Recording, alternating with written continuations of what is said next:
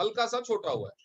इसके अलावा जो मेजर डिफरेंस है वो ये है कि ये जो बीच का जो उभरा हुआ पोर्शन है, जिसपे आपको 4 लाइनें दिख रही हैं, 1 2 3 4, 4 लाइनें दिख रही हैं स्पाइक्स की, और इस पे आप देख सकते हैं 1 2 3 4 5 6 7 लाइनें स्पाइक की, यानी 3 लाइनों के। पहले जो 4 लेन हाईवे था, अभी वो 7 लेन हाईवे बन गया है। एंड आफ्टर दैट यहाँ पे 2 ये जो आपको किडनी बीन्स टाइप के, किडनी के शेप के ये लगे हुए हैं, इस पे बहुत सारे स्पाइक्स नहीं है, ये ऑलमोस्ट खाली है, लेकिन ये आपके पैरों के जो कनकेव वाला पोर्शन है जो धंसा हुआ रहता है, उसको प्रेस करेगा।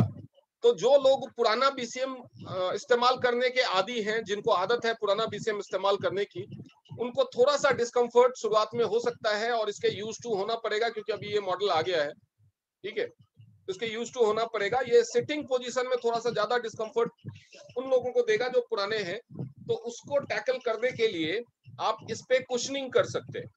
आप इस पे कोई पतला वाला जो जैसे हम उस पे चेयर वगैरह पे या स्टूल वगैरह पे पतला सा जो कुशन रखते हैं वो रख सकते। सर आवाज नहीं आ रही है अब। Okay, no issues. मेरा ये वीडियो दिखाने का पर्पस सिर्फ इतना था कि आप लोगों को पता चल जाए कि जो नया बीसीएम है, जिन लोगों ने अभी नहीं देखा या नहीं इस्तेमाल किया, वो दिखने में कैसा है। वैसे तो आज कंटेंट में मैं पढ़ाऊंगा कि केवल नए बीसीएम के बारे में पढ़ाऊंगा, क्योंकि पुराने बीसीएम से थोड़ा सा टेक्नोलॉजिकली एडवांस्ड है हमारा न्यू बीसीएम। तो हम इसको न्यू बीसीएम को के बारे में मैं बताऊंगा, और जो क्वेश्चंस मैंने आप लोगों से किए थे जब बीसीएम का पोस्ट डाला था, उन सब के बारे में बताऊंगा। तो गुड मॉर्निंग एवरीवन। अब हम इस सेशन की शुरुआत करते हैं। और वैसे तो ये जो एमडीएम की ट्रेनिंग होती है, ये उसके बैच का ट्रेनिंग है, और उसमें सारे प्रोडक्ट्स की ट्रेनिंग दी जाती है, जिसमें से बीसीएम भी हमारा एक मोस्ट इंपॉर्टेंट प्रोडक्ट में से एक है। तो वैसे तो टीएनस के सारे ही प्रोडक्ट मोस्ट इंपॉर्टेंट है, लेकिन बीसीएम के बारे में बीसीएम कुछ खास है। ये हमारा फ्लैग बियरिंग प्रोडक्ट कह सकते हैं आप। तो जब बीसीएम के बारे में बताना था, तो मैंने फेसबुक पे एक पोस्ट डाली थी कि जल्दी ही जूम सेशन के जरिए मैं बीसीएम में जो आप एक रुपया स्पेंड करते हैं बीसीएम को खरीदने में, 50,175 रुपए, वो सारी चीजों को का जस्टिफिकेशन आपको मिलेगा कि बीसीएम पे पैसा खर्च करना जायज है या नहीं। आपको ये जानने को मिलेगा कि आप जब रेगुलर टीएनस का बीसीएम इस्तेमाल करते हैं, तो पहले ही दिन से आपके शरीर में क्या क्या प्रभाव और बदलाव होने शुरू होते हैं। अगर ये सब प्रभाव ना हो तो क्या बीमारियां हो सकती है। अगर आप बीसीएम को इस्तेमाल करते हैं तो ये डायबिटीज और दूसरी जो हेरिडेटरी डिजीजेज है, उनसे आपको और आपके परिवार को कैसे बचाता है। कैसे इसके इस्तेमाल से लाइफस्टाइल डिसऑर्डर्स के अलावा मेटाबॉलिक डिसऑर्डर्स और ऑटो इम्यून डिसऑर्डर्स, जिसे आमतौर पर लाइलाज माना जाता है, उसे भी रिवर्स किया जा सकता है। कैसे ये जो जिन महिलाओं को बच्चा नहीं होता उनको भी हेल्प करता है, या जो पुरुष प्रजनन के लिए सक्षम नहीं होते हैं उनको भी हेल्प करता है, जो इवन उस केसेस में भी जहां पे आईवीएफ भी फेल हो चुका होता है 2-2 3-3 बार। और कैसे ये एंटी एजिंग इफेक्ट देता है, और 50 साल के उम्र के बाद भी बीसीएम के रेगुलर इस्तेमाल से कैसे ये एज को रिवर्स करता है, जवानी वापस लौटने लगती है। तो एक्चुअल में बीसीएम की टेक्नोलॉजी समझना, शरीर पे बीसीएम कैसे काम करता है ये समझना, ये सारी चीजें जरूरी है। और मैं आपको बहुत ज्यादा टेक्निकल जार्गन्स में नहीं उलझाऊंगा, बहुत ही सिंपल लैंग्वेज में मैं आज आपको बीसीएम के बारे में समझाने वाला हूं। तो सबसे पहले हम थोड़ा सा कंपनी का ऑफिशियली क्या कहना है बीसीएम के बारे में, वो भी देख समझ लेते हैं।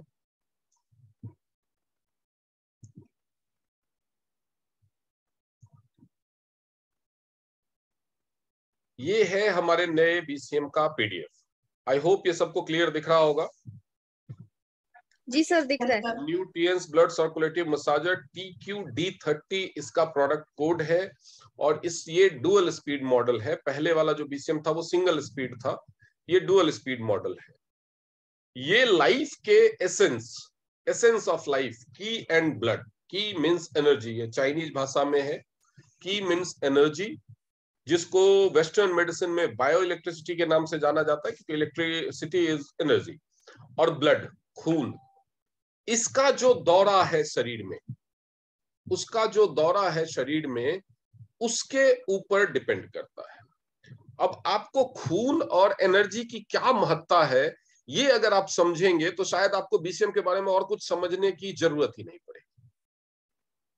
ये तो inner canon of yellow emperor Suwen ने कहा हुआ कि qi and blood are essence of human body, qi maintains the movement of blood, blood contributes to the formation of qi. अब ये दोनों ही कैसे एक दूसरे से रिलेट करते हैं? जो एनर्जी है वो पुश करता है खून को पूरे शरीर में घूमने के लिए, बॉडी में ब्लड के मूवमेंट को एनर्जी मेंटेन करता है, और जो ब्लड का फ्लो है वो एनर्जी को पैदा करता है। यानी ये दोनों एक दूसरे पे डिपेंडेंट है। A person has yin and yang, that is blood and की। यांग गवर्न्स की, यांग मीन्स ब्लड, यिन और यांग, यिन मीन्स एनर्जी, यांग मीन्स ब्लड का फ्लो। यांग गवर्न्स की, जो यांग है यानी ब्लड का जो फ्लो है वो एनर्जी को चैनलाइज करता है। सो फुल की is full of energy. Yin governs blood, यानी जो एनर्जी है वो खून को चैनलाइज करती है। So blood is strong and form is strong, life depends on nothing but it. ये जिंग यूंग ब्लड, जो चाइनीज टीसीएम के जो फेमस बुक्स हैं या जो ऑथर्स हैं, उन्होंने कहा हुआ है, Yellow Emperor said meridian is essential to the life and its deficiency can be cause of the hundreds of diseases, therefore it must be maintained to flow smoothly। ये जो मेरिडियन होता है वो हमारे शरीर में जो मेरिडियन पाथ है, हम आगे देखेंगे, उसमें एनर्जी का फ्लो होता है। और ये जो शरीर का बेसिक प्रिंसिपल है, जो यहाँ पे अब ये टीसीएम का सिंबल है, अब देख सकते हैं, एक तरफ रेड है जो ब्लड को सिंबलाइज करता है, और दूसरी तरफ जो ये सूरज की किरण जैसा गोल्डन लाइट है, दैट सिंबलाइजेस एनर्जी। की blood meridians in TCM versus immunity in western medicine, जिसको वेस्टर्न मेडिसिन में मोस्टली इम्यूनिटी कहा जाता है, और वो बहुत सारी चीजों के लिए डिपेंड करता है, वो भी मेंटेन होता है टीसीएम में, ट्रेडिशनल चाइनीज मेडिसिन में। इसी के द्वारा several thoughts and measures regarding to the immunity are mentioned in basic theory and clinical practice of TCM. Especially the theory of ki and blood is seen to have a close connection with the immunity. Immunity से इसका बहुत ही नजदीकी नाता है। In modern medicine, immunity has the function of defending, stabilizing, and monitoring, which are also mentioned in the concept of ki and blood in TCM. तो ये concept दोनों का वेस्टर्न मेडिसिन में, जिसको हम इम्यूनिटी का कॉन्सेप्ट बोलते हैं, वो इम्यूनिटी भी की और ब्लड में कवर्ड हो जाता है, बिकॉज ब्लड में ही सॉरी ब्लड में ही व्हाइट ब्लड सेल्स होते हैं जो आपके इम्यूनिटी सेल्स होते हैं। तो अगर ब्लड का फ्लो नहीं होगा तो पूरी बॉडी में इम्यूनिटी की कमी होगी, और अगर की नहीं होगा तो ब्लड का फ्लो प्रॉपर नहीं होगा। The concept of qi and blood is similar with the immunity in modern medicine. अब इनर ऑर्गन के लिए inseparable source of inner organ है nourishing human body, transporting nutrients and oxygen to all bodies organ to support the basic physiological function. The essential motor for the keeping body's vigor, promote body's growth, promote metabolism, maintains inner organs function, maintain transportation of nutrition inside the body. ये सारे काम हैं blood और की के combined रूप से, ये सारे काम। तो अभी हम आगे बढ़ते हैं।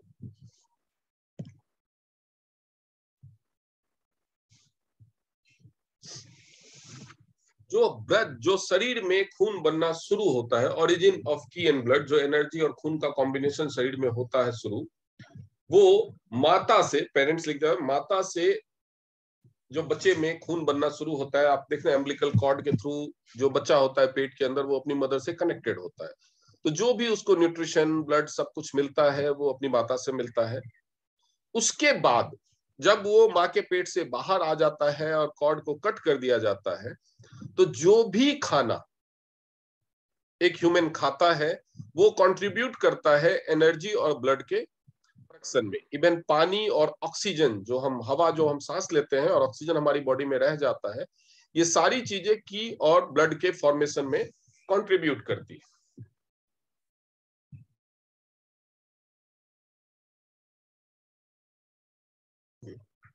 सेल्फ चेक, इज योर की सफिशिएंट? आप कैसे समझ सकते हैं कि आपकी जो ब्लड को के फ्लो को गवर्निंग एनर्जी है वो आपके शरीर में सफिशिएंट है या नहीं है? The whites of eyes become cloudy, yellow and blood shot. अगर आपके आंखों में ऐसा होने लगे, या फिर रफ स्किन, आपकी स्किन ड्राई होने लगे या डलनेस आने लगे, स्किन में पीलापन आने लगे, इसके अलावा व्हाइटिसनेस आने लगे, स्किन ब्लू पड़ने लगे, रेडनेस होने लगे, स्पॉट्स, स्किन अपना नेचुरल कलर और नेचुरल एसेंस अगर खोने लगे, तो आप समझिए कि ब्लड सर्कुलेशन का इश्यू है। इसके अलावा आपके बाल अगर ज्यादा रूखे और बेजान लगे, बालों में स्प्लिट एंड्स हो, बालों में सफेदी समय से पहले आने लगे, तो आप समझिए कि आपको आपके बालों में ब्लड का सर्कुलेशन बालों की रूट्स तक नहीं पहुंच रहा है सही से। अगर आपकी हथेली गर्म हो या हथेली में स्वेटिंग हो, या फिर आपके हाथ और पैर ठंडे पड़ने लगे, तो इसका मतलब ब्लड सर्कुलेशन का प्रॉब्लम है। अगर आपको नींद आने में तकलीफ होती है, अगर आप जो झपकियां लेते हैं और सपने आने लगते हैं उसी के दौरान, अगर आपको सांसें गहरी लेनी पड़ती है, या सांसें रात के समय में उल्टी सांसें चलने की प्रॉब्लम होती है, या आपको खर्राटे आते हैं, तो इसका मतलब आपको ब्लड सर्कुलेशन की प्रॉब्लम है। ये अलग अलग ऑर्गन में होता है। जैसे अगर आंखों में ब्लड सर्कुलेशन का समस्या है तो आपकी आंखों में प्रॉब्लम, अगर स्किन में, स्कैल्प में ब्लड की समस्या है तो बालों और स्किन की प्रॉब्लम होगी। अगर आपके रेफ्लेक्स पॉइंट्स पे जो हाथों में और पैरों में होते हैं उस तो वहां पे ब्लड सर्कुलेशन ठीक से नहीं पहुंच रहा है, तो आपको स्वेटिंग की समस्या होगी, या हाथ पैर ठंडे पड़ने लगेंगे। अगर ब्रेन में ठीक से ऑक्सीजन नहीं पहुंच रहा है तो नींद वगैरह आने में प्रॉब्लम होगी, सपने, खर्राटे, ये सारी चीजें होंगी। अगर आपके लंग्स में और अपर रेस्पिरेटरी ट्रैक्ट में ब्लड सर्कुलेशन का इश्यू है तो richest gums, gaps between teeth become larger, अगर आपके दांतों के बीच में गैप बढ़ने लगे, अगर आपका जो मसूड़े हैं वो ढीले और कमजोर पड़ने लगे, और अगर आपके दांतों में खाना ज्यादा फंसने लगे, बार बार फंसने लगे, जब भी आप खाएं तब भी आपको टूथपिक इस्तेमाल करना पड़े, यानी आपके गम्स में ब्लड सर्कुलेशन की प्रॉब्लम है। अगर आपके छाती में बंधन जैसा महसूस हो, टाइटनेस महसूस हो, अगर आपका सांस फूलने लगे, अगर आपको बहुत ज्यादा क्रॉनिक फटीग महसूस हो, अगर आप एक्सरसाइज करते हैं या थोड़ा भी कोई वो काम करते हैं और आप बुरी तरह से हांफने लगते हैं और तुरंत आपको कंपोजर गेन करने में टाइम लगता है, तो इन दैट केस आपके लंग्स में और आपके हार्ट में और आपकी किडनी में ब्लड सर्कुलेशन का इश्यू है। अगर आपके फिंगर नेल का कैप्स और नॉट हाफ, जो सफेद और हाफ मून शेप नहीं है किसी एक में या दो में, तो आपके शरीर में खून के सर्कुलेशन की कमी हो सकती है। ये सारी चीजें इंडिकेट करती है खून के कमी की। तो ये तो वो सारी चीजें हैं जो आपको बाहर से दिख के बताती है, बाहर से दिख के बताती है। लेकिन ये इसके अलावा भी प्रॉब्लम्स होती है खून का सर्कुलेशन ना होने की वजह से, वो मैं आगे आपको समझाऊंगा। तो ये कमी कब होती है, खून की कमी कब होती है? जब खून आपके शरीर में पूरी तरह से नहीं पहुंच रहा है हर ऑर्गन तक। जब खून आपके शरीर में पूरा हर ऑर्गन तक नहीं पहुंच रहा है, यानी खून का जो ड्राइविंग फोर्स है, जो खून को हर ऑर्गन, हर सेल तक पहुंचाने के लिए जिम्मेदार है, जो ड्राइविंग फोर्स है, वो फोर्स आपका कमजोर पड़ रहा है। इसके अलावा और भी फैक्टर्स हैं जो आगे हम डिस्कस करेंगे। तो उसका रीजन क्या है? एनवायरमेंट और उससे मिलने वाला प्रदूषण। वो प्रदूषण कैसे ब्लड सर्कुलेशन को ऑब्स्ट्रक्ट करता है उसके बारे में बात करेंगे। ईटिंग हैबिट्स, अगर आपका खान पान खराब है तो वो आपके ब्लड सर्कुलेशन को ऑब्स्ट्रक्ट करता है, वो कैसे ऑब्स्ट्रक्ट करता है वो भी समझेंगे। Lack of sports and lifestyle, अगर आपकी लाइफस्टाइल बहुत ज्यादा सीडेंट्री है, आप फिजिकल एक्टिविटी नहीं करते, तो भी आपका ब्लड सर्कुलेशन अफेक्ट होता है, वो कैसे समझाते हैं? प्रदूषण की वजह से। आपके खाने में, पानी में और हवा में, ये तीनों ही चीजें, खाना, पानी और हवा, ये तीनों ही चीजें आपके शरीर के अंदर जाती हैं। उसमें अगर ऐसी अशुद्धियां हैं जो आपके शरीर के लिए नहीं बनी है, जो आपके शरीर में डाइजेस्ट या एब्जॉर्ब नहीं होती है, या जो शरीर में यूटिलाइज नहीं होती है, तो वो अंदर जाएंगी। अब जो चीज शरीर के लिए नहीं बनी है उसको शरीर से निकालने का जो फंक्शनरी सिस्टम है, जो वो भी उसके लिए बना नहीं होता है, तो उसको भी पूरी तरह निकालने में उसको असुविधा होती है, जो हमारा शरीर से टॉक्सिन को बाहर निकालने का सिस्टम है। क्योंकि ऐसे टॉक्सिन्स आने लगे हैं हमारे शरीर में कि जब कुदरत ने हमारे शरीर को बनाया तो जमाने में इतना प्रदूषण नहीं था। पहले इतना प्रदूषण, इंडस्ट्रियल पॉल्यूशन जो आजकल बढ़ गया, वो पहले नहीं था। तो इंडस्ट्रियल पोल्यूशन ऐसा पोल्यूशन है जैसे आपको आपके नाक में बाल होते हैं, वो क्या है, वो फिल्टर के लिए है कि हवा साफ जाए, ठीक है। क्योंकि पहले इंडस्ट्रियल पोल्यूशन नहीं था तो हवा में धूल मिट्टी मोटे कण होते थे प्रदूषण के नाम पे। उसके बाद आपके फेफड़ों में भी फिल्टर का सिस्टम है कि साफ हवा ही फेफड़ों को अंदर मिले। वो फिल्टर भी एक खास तरह के पार्टिकल, जैसे आप सुनते होंगे PM 2.5, PM 1, PM 2, जो जब पोल्यूशन की बात होती है कि हवा में PM 2.5 कितना है, PM 2.9 कितना, ये सारी चीजें जब बताई जाती है वो उनके पार्टिकुलेट मैटर का जो साइज होता है वो कितना महीन है, कितना पतला है। और हमारा जो डिफेंस सिस्टम है, अगर आप मिट्टी में कहीं गिरते हैं तो मोटी मिट्टी है वो आपके स्किन में नहीं जाएगी, लेकिन जब प्रदूषण का जो पार्टिकुलेट मैटर वो इतना पतला, इतना सूक्ष्म है कि वो हमारे जो ये रोम क्षेत्र है हमारे स्किन पे, उससे भी अंदर जाने लगते हैं। लंग्स का जो फिल्टर वॉल है उसको भी क्रॉस करने लगते हैं।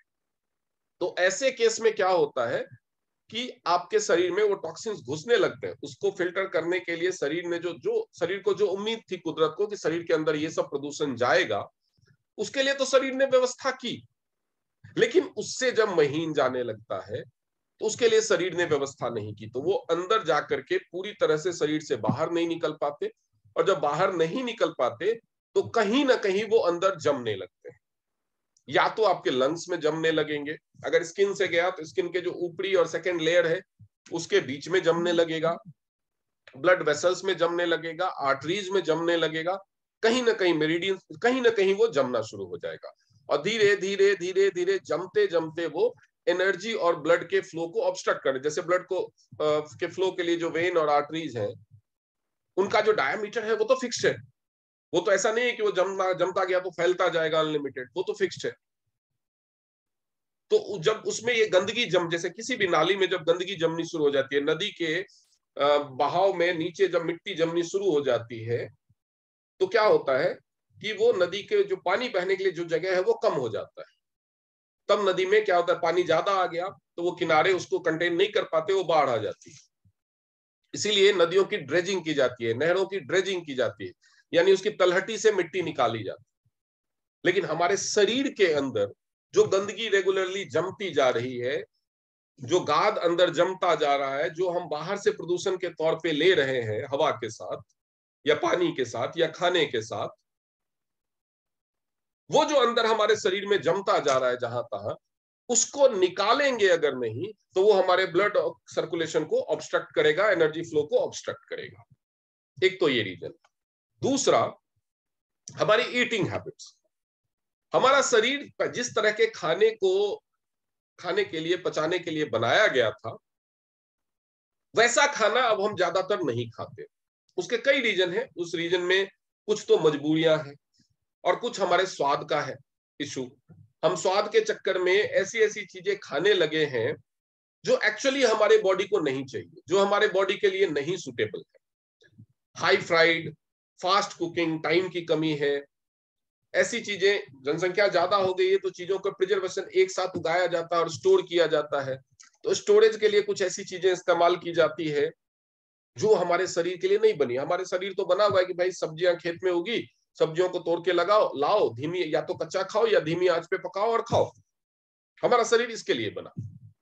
लेकिन अभी क्या होता है, हम उसको डीप फ्राई करते हैं, तरह तरह के टेस्टनर्स मिलाते हैं, उसमें टेस्ट इनहांसर्स मिलाते हैं, तरह तरह की चीजें हम खाने लगे हैं जो हमारे खाने के लिए नहीं बने हम, लेकिन उनको तरह तरह के रूप में मॉडिफाई करते हैं। अब आपको हर फल हर सब्जी पूरे साल मिलती रहती है, लेकिन पूरे साल वो उगती नहीं। उगेगी तो वो अपनी ही सीजन में। तो उसको सुरक्षित रखना है, सुरक्षित रखना है तो कोई ना कोई प्रोसेस से उसको गुजरना पड़ेगा। आजकल हम प्रोसेस्ड फूड खा रहे हैं। प्रोसेस्ड फूड मतलब खाना नेचर से हमें जिस रूप में मिलता है, ओरिजिनली उस रूप में ना खा करके जब उसकी कोई प्रोसेसिंग होती है तो उसको प्रोसेस्ड फूड कहते हैं। जैसे गेहूं को पीस करके हमने आटा बनाया, अब आटे का भी हम ब्रेड बना देते हैं, तो कितनी प्रोसेसिंग होती है। मैदे का हम कुछ और बना देते हैं। कभी हम उसका जो क्या बोलते हैं उसको, पिज्जा का बेस होता है वो बनता है आटे और मैदे से। कभी पूरी बना लेते हैं। अब तरह तरह की चीजों को बनाने के लिए उसमें तरह तरह की चीजें मिलानी पड़ती है, क्योंकि वो अकेले वो वैसे फॉर्म में नहीं बन सकता। तो ये जो प्रोसेसिंग होती है, ऑयल है तो जो सीड्स हैं उससे ऑयल की प्रोसेसिंग होती है, बहुत सारे तरह के नट्स से ऑयल की प्रोसेसिंग होती है। तो जब प्रोसेसिंग करके किसी फूड का संरचना बदला जाता है, अपनी जरूरत के हिसाब से हम उसको बदलते हैं और फिर हम उसको खाते हैं, तो कई बार उसमें केमिकल चेंजेस भी आते हैं। वो केमिकल चेंजेस उस खाने को ऐसा बना देते हैं जो हमारे शरीर के लिए शायद सुटेबल ना हो। कई बार वो खाना हमारे शरीर के अंदर जाता है, हमारे शरीर के अंदर कोई ऐसा केमिकल है जो उसके ओरिजिनल फॉर्म के साथ तो रिएक्ट करके सही चीजें बनाएगा, लेकिन जब वो प्रोसेस्ड फूड के फॉर्म के साथ, कई बार अब खाने के पीछे, मैं यहाँ पे शेयरिंग स्टॉप कर रहा हूं। अब खाने के पीछे प्रॉब्लम क्या होती है कि खाने पे एफएसएसआई का लाइसेंस लिया जाता है। अब उस पे क्या किया जाता है कि वो खाना जहरीला नहीं है, उसमें टॉक्सिन नहीं है, वो सेफ है, ये लाइसेंस ले लिया। अब खाने की प्रोसेसिंग हुई है, प्रोसेसिंग के दौरान उसमें कोई ऐसा केमिकल बना है जो वैसे तो हानिकारक नहीं है, लेकिन शरीर के अंदर कौन कौन सा रसायन बनता है, कौन कौन सा एसिड बनता है, वो तो फिक्स है। उससे रिएक्ट करने के बाद, यानी आप ऐसा खाना खा रहे हैं जो डायरेक्टली या अपेरेंटली हार्मफुल नहीं है, लेकिन आपके शरीर के अंदर जब चेन रिएक्शंस होते हैं, तरह तरह के एसिड बनते हैं डाइजेशन के क्रम में, और उसके साथ तरह तरह के रिएक्शंस होते हैं और तरह तरह के अलग केमिकल्स बन जाते हैं जो शरीर के लिए नुकसानदेह हो सकते हैं। प्रोसेस्ड फूड से या हमारे जो अभी आजकल की डाइटरी हैबिट्स है, उससे जो चीजें हमें मिलती है, या जिस तरह का हम खाना खाते हैं, हमारे खाने में फाइबर कम हो गया है, हमारे खाने में कार्बोहाइड्रेट बढ़ गया है, हमारे खाने में ट्रांस फैट और सैचुरेटेड फैट बढ़ गया है, और ये सारी चीजें भी हमारे शरीर में ऐसी चीजों को बढ़ावा देती है जो शरीर से पूरी तरह से फिल्टर होकर के निकलते नहीं है और एब्जॉर्ब भी नहीं।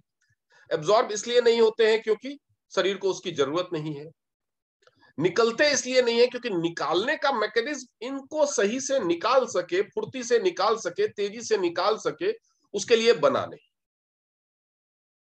तो क्या होता है, आपका कोलेस्ट्रॉल बढ़ना शुरू हो जाता है, आपके शरीर में फैट बढ़ना शुरू हो जाता है, आपका लिपिड प्रोफाइल बढ़ना शुरू हो जाता है। और ये जो चिकनाई है, चिकनाई कहीं भी हो, थोड़ी देर के बाद वो जमनी शुरू हो जाती है, और जितनी पुरानी होती जाती है उतनी हार्ड होती जाती है। तो बाकी फैट तो बॉडी में जमता है, उसके अलावा आपके ब्लड में भी फैट बनना शुरू होता है, आपके लिवर में भी फैट बनना शुरू होता है, आपके हर ऑर्गन में फैट बनना और जमना शुरू हो जाता है। लेकिन जो धमनियों में जो फैट बनता है खून में, वो जमता है तो धमनियों में ब्लॉकेज पैदा करता है, और फर्दर फिर आपका जो ब्लड सर्कुलेशन है वो ऑब्स्ट्रक्ट करता है। उसके बाद है हमारी लाइफस्टाइल। जब हम फिजिकल एक्टिविटी करते हैं, दौड़ते हैं, भागते हैं, चलते हैं, फिरते हैं, तो क्या होता है, तो हमारा शरीर मूवमेंट करता है, यानी हमारे मसल्स में मूवमेंट होती है। हमारे मसल्स में मूवमेंट होती है तो हमारे शरीर के अंदर जो खून की धमनियां हैं उसमें भी मूवमेंट होती है। उस मूवमेंट के फलस्वरूप जो कुछ घुलनशील अशुद्धियां हैं वो अपनी जगह से हिलती है। जैसे एक बोतल में अगर गंदगी है, वो जमी हुई है, लेकिन अगर आप बोतल को कैसे भी हिला दो, एक सिमेट्रिक ढंग से ना भी, कैसे भी हिला दो, तो वो घुलनशील अशुद्धि थोड़ी देर के लिए उठ जाएगी, अपने जमे हुए फॉर्म से निकल जाएगी। अगर उस समय फिल्ट्रेशन स्टार्ट किया जाए, आप देखेंगे कि एक बोतल में, एक आप बोतल ले लो, उस बोतल में आप पानी भर लो, उस पानी में आप थोड़ा सा मिट्टी डाल दो, या कोई भी ऐसी चीज जो घुलनशील नहीं है, जो पूरी तरह से उसमें घुल नहीं सकती, वैसी कोई गंदगी डाल दो, मिट्टी डाल दो, बालू डाल दो, और घोल दो उसको।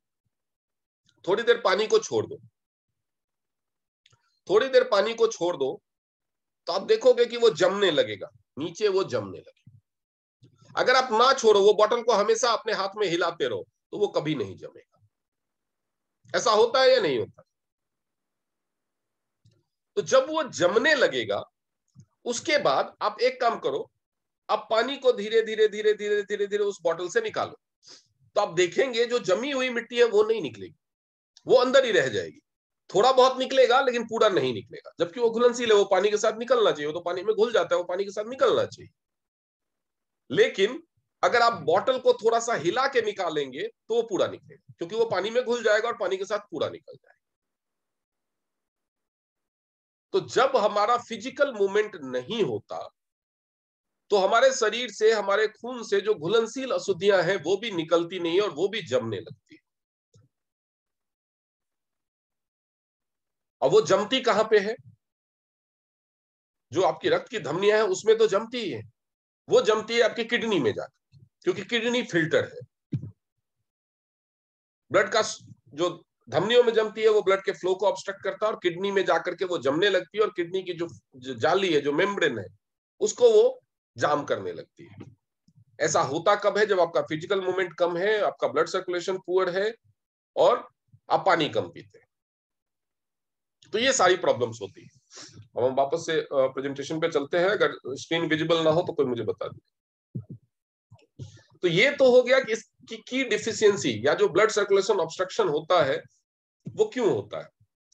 अब हम बात करते हैं पैरों की, और पैरों में जो हमारे बॉडी का सेकेंड हार्ट कहा जाता है, ये फुट का रिफ्लेक्सोलॉजी चार्ट। रिफ्लेक्स रिफ्लेक्स दो तरह से होता है, रिफ्लेक्शन दो तरह का होता है। रिफ्लेक्शन क्या है इसको समझिए। रिफ्लेक्शन में कंफ्यूज होने की जरूरत नहीं। रिफ्लेक्शन दो तरह का होता है। रिफ्लेक्स, मैं बैठा हुआ हूं, अचानक से किसी ने ऐसे फेंका तो मेरी आंखें अचानक से बंद होगी, कोई पत्थर फेंका, ऐसे अचानक से करते, that is also called reflex. और जब आप मिरर में अपना फेस देखते हैं तो एक इमेज बनता है वहां पे, वो भी रिफ्लेक्शन कहलाता है, रिफ्लेक्स कहलाता है। तो reflex is something which is point of return. आपका इमेज वहां बना, वहां से आपकी आंखों पे रिटर्न आया रोशनी, तभी आपको वो इमेज दिखेगी, अदरवाइज नहीं दिखेगी। तो जो हमारे पैर के तलवे हैं, जो हमारे कान है, जो हमारे हाथों का सोल है, वहां पे हमारे बॉडी के रिफ्लेक्स पॉइंट्स हैं, पैरों में सबसे ज्यादा। अब रिफ्लेक्स पॉइंट्स क्यों इंपॉर्टेंट है? क्योंकि एक तो फिजिकल एक्टिविटी कम हो गई है और दूसरी प्रॉब्लम क्या हुई है कि पहले ह्यूमन खाली पैर चलते थे। जानवर अभी भी खाली पैर चलते हैं, पहले ह्यूमन भी खाली पैर चलते थे। तो खाली पैर चलते थे तो ऊबर खाबर एकदम मार्बल लगे हुए, तो हर जगह कालीन बिछा हुआ तो नहीं होता था। ऊबर खाबर हर जगह खाली पैर चलते थे, कभी लकड़ी चुभती थी, कभी मिट्टी, कभी पत्थर, कभी कुछ, तो पैरों के रिफ्लेक्स पॉइंट्स दबते रहते थे। अब रिफ्लेक्स पॉइंट्स क्यों इंपॉर्टेंट है वो इस आप पीडीएफ के थ्रू समझिए। और इसको सेकेंड हार्ट, पैरों को सेकेंड हार्ट क्यों कहा जाता है? हार्ट का फंक्शन क्या है? ब्लड को पंप करना ताकि वो पूरे शरीर में जाए। हार्ट का काम है ब्लड को पंप करना ताकि वो पूरे शरीर में जाए। लेकिन पैरों को सेकेंड हार्ट बोला जाता है। सेकेंड हार्ट मतलब ये भी ब्लड को पंप करता होगा क्या?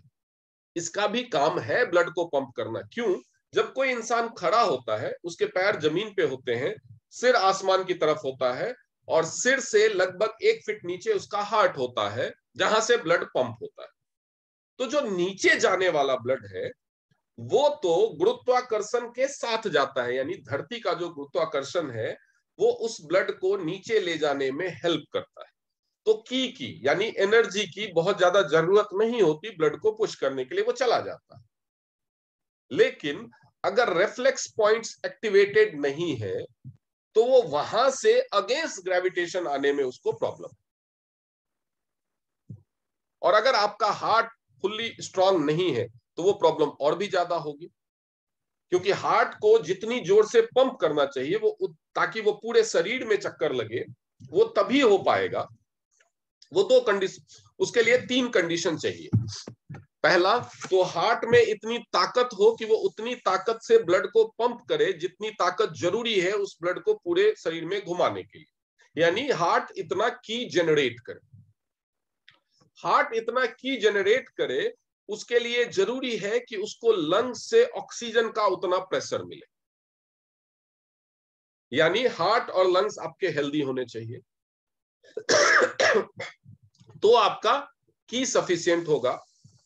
लेकिन हार्ट ने प्रेशर तो लगाया, लेकिन खून की कमी है शरीर में, यानी लिवर ने कम खून पैदा किया, तो भी वो प्रेशर कम हो जाएगा।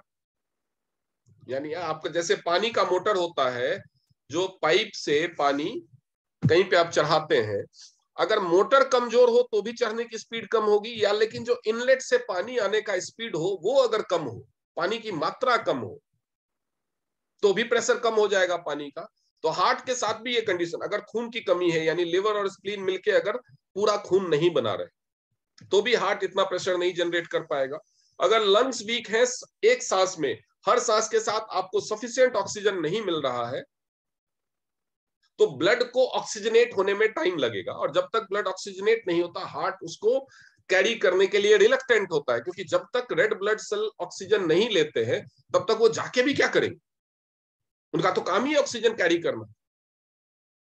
तो अगर आपके लंग्स वीक है या आप ऐसी एनवायरनमेंट में सांस ले रहे हैं जहां पे ऑक्सीजन की कमी है, हवा पॉल्यूटेड है, तो सफिशिएंट ऑक्सीजन नहीं मिलेगा तो आपका ब्लड सर्कुलेशन अफेक्ट होगा, या फिर कहीं आपके धमनियों में ब्लॉकेज है,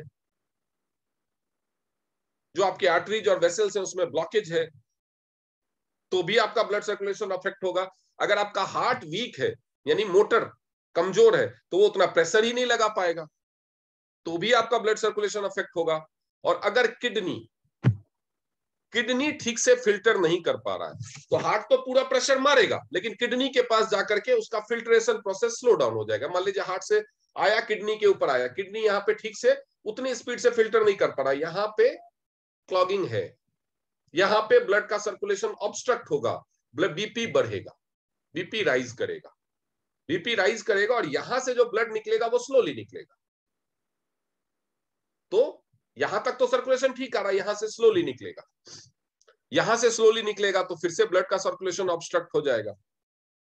यानी सफिशिएंट की हो और ब्लड का सर्कुलेशन प्रॉपर हो, उसके लिए जरूरी है कि शरीर में हार्ट, लंग्स, लिवर और किडनी चारों ऑप्टिमम कंडीशन में हो, जो आज के जमाने में नेक्स्ट टू इम्पॉसिबल है, क्योंकि खाना और पानी ऐसा है जो लिवर को नुकसान पहुंचाएगा, हवा ऐसी है जो हार्ट और लंग्स को नुकसान पहुंचाएगी, और ये दोनों के अंदर जो टॉक्सिन होते हैं वो सब मिलके किडनी को नुकसान पहुंचाते हैं।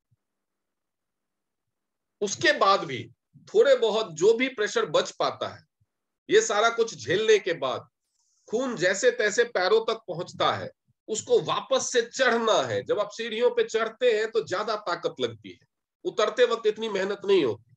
सीढ़ियां उतरते वक्त सांस फूलती है क्या? सीढ़ियां चढ़ते वक्त सांस फूलती है। क्यों? क्योंकि उस समय आप अगेंस्ट द ग्रेविटेशन जा रहे होते हैं, तो आपके शरीर को ज्यादा एनर्जी कंज्यूम करना पड़ता है, आपके हार्ट को ज्यादा ब्लड पंप करना पड़ता है। तो वैसे ही खून जब पैरों के पास आकर के ऊपर चढ़ता है तो उसको ज्यादा मेहनत करनी पड़ती है।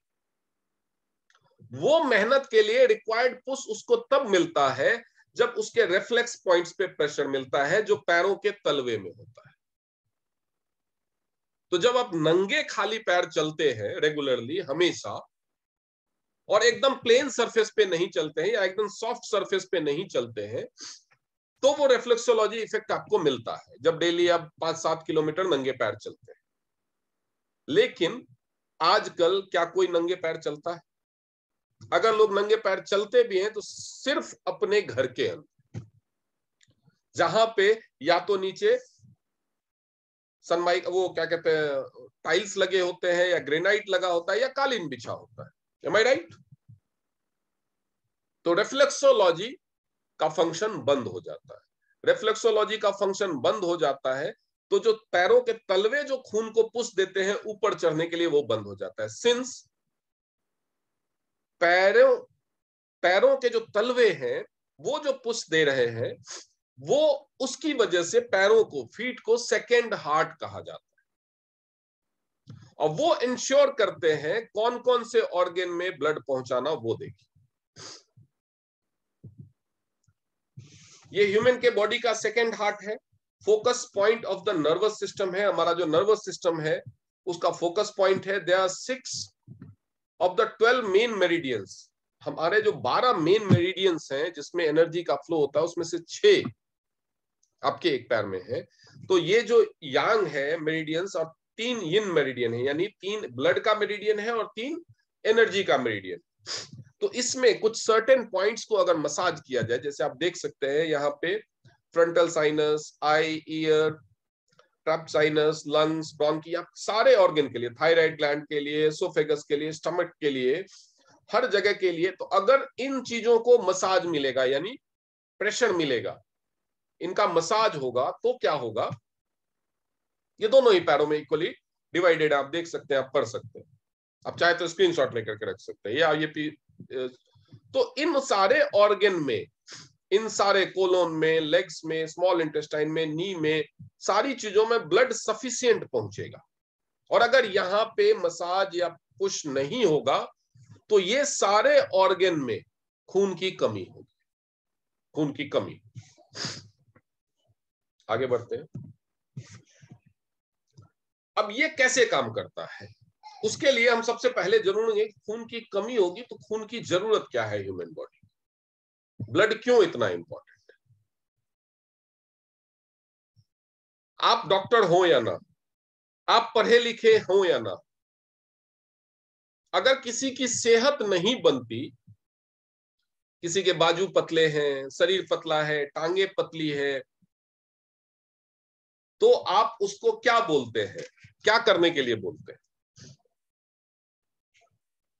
हम बोलते हैं ठीक से खाओ पियो तो सेहत बनेगी, शरीर बनेगा, यानी सही से खाने पीने से शरीर बनता है।